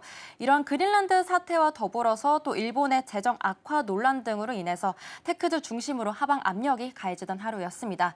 이런 상황 속에서 우리 시장 같은 경우에는 코스피가 국내 역사상 최장 기간이었던 13거래일 연속 강세 기록은 아쉽게 깨지 못한 채 연초 이후에 처음으로 어제 하락세 보이면서 마감했는데요. 오늘 우리 시장도 지수 어떻게 출발했을지 지수부터 살펴보겠습니다. 네, 우선 코스피와 코스닥 양시장 하락으로 출발했습니다. 아무래도 관세 여파로 인해서 오늘 우리 시장에도 영향이 받은 것으로 해석이 되는데요. 코스피 같은 경우에는 오늘 개장 직후에는 1.57% 하락하면서 4,800선을 위협받기도 했는데요. 지금은 낙폭을 조금은 만회하고 있는 모습 체크되고 있습니다. 현 시각 0.29% 하락하면서 4,871선에서 거래되고 있고요. 코스닥은 반면에 낙폭을 조금씩 더 키워가고 있는 모습이 연출되고 있습니다. 현 시각 2.3%대 하락하면서 953선에서 거래되고 있습니다. 다음으로 수급 상황도 체크해 보겠습니다. 먼저 코스피 시장입니다. 네, 우선 어제 메이저 주체들의 동반 매도세로 인해서 코스피 시장에서는 약세가 나왔는데요. 오늘 외국인이 매수로 전환됐습니다. 현 시각 외국인이 2,800억 원가량 물량 담아내고 있고요. 오늘 코스피 시장에서는 개인과 기관이 동반 매도 우위 보이고 있습니다. 다음으로 코스닥 시장도 보겠습니다. 네, 코스닥 시장에서는 조금 엇갈린 흐름 나왔습니다. 여기서는 메이저 주체들이 동반 매도 우위 보이고 있습니다. 외국인이 현 시각 1,200억 원가량 물량 덜어내고 있고요. 기관도 마찬가지로 400억 원가량 매도 우위 보이고 있습니다. 코스닥 시장에서는 오늘 개인만이 홀로 매수세 보이고 있는 모습 체크되고 있습니다. 다음으로 상승하고 있는 업종 코스피 시장부터 체크해 보겠습니다. 네, 먼저 코스피 시장에서는 전기가스 오늘 원전 쪽이 계속해서 좋았기 때문에 전기가스업 그 뒤를 이어서 전기전자 쪽 강한 탄력 받아가고 있습니다. 그 뒤를 이어서 의료정밀과 제조업이 오늘 빨간불 켜내고 있습니다. 다음으로 하락하고 있는 업종도 체크해 보겠습니다. 네, 하락하고 있는 업종 증권이 오늘 3%가량 파란불 켜내고 있고요. 그 뒤를 이어서 운수창고와 기계 쪽으로 오늘 차익 실현 매물이 나오면서 약세 보이고 있는 모습 체크되고 있습니다.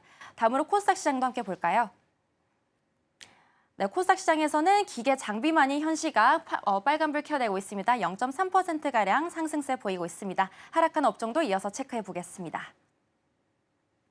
네, 여기서는 제약 쪽이 현 시각 4%대가량 약세 보이고 있고요. 그 뒤를 이어서 오락 문화와 금융, 화학 쪽까지도 오늘은 파란불 켜내고 있습니다. 다음으로 거래대금 상위 종목들 코스피 시장부터 체크해 보겠습니다. 네, 우선 삼성전자와 SK하이닉스 반도체 투톱이 장 개장 직후에는 하락했지만 지금은 모두 다 양전에 성공한 모습 보이고 있습니다. 삼성전자 같은 경우에는 최근에 테슬라 AI5 칩이 이제 설계가 막바지 단계에 접어들었다 하면서 파운드리에 대한 실적 개선 기대감이 이어지고 있습니다. 삼성전자는 현 시각 1%대 상승하면서 14만 7,100원에 거래되고 있고요. SK하이닉스도 마찬가지로 오늘 오전에 유진투자증권이 목표 주가를 99만 원으로 상향 조정했다라는 소식이 있었습니다. 현 시각 0.27%대 강보합권에서 거래되면서 74만 6천 원 선에서 거래되고 있습니다. 네, 현대차 같은 경우에는 어제 시가총액 100조 원을 잠시 터치도 하기도 했었죠.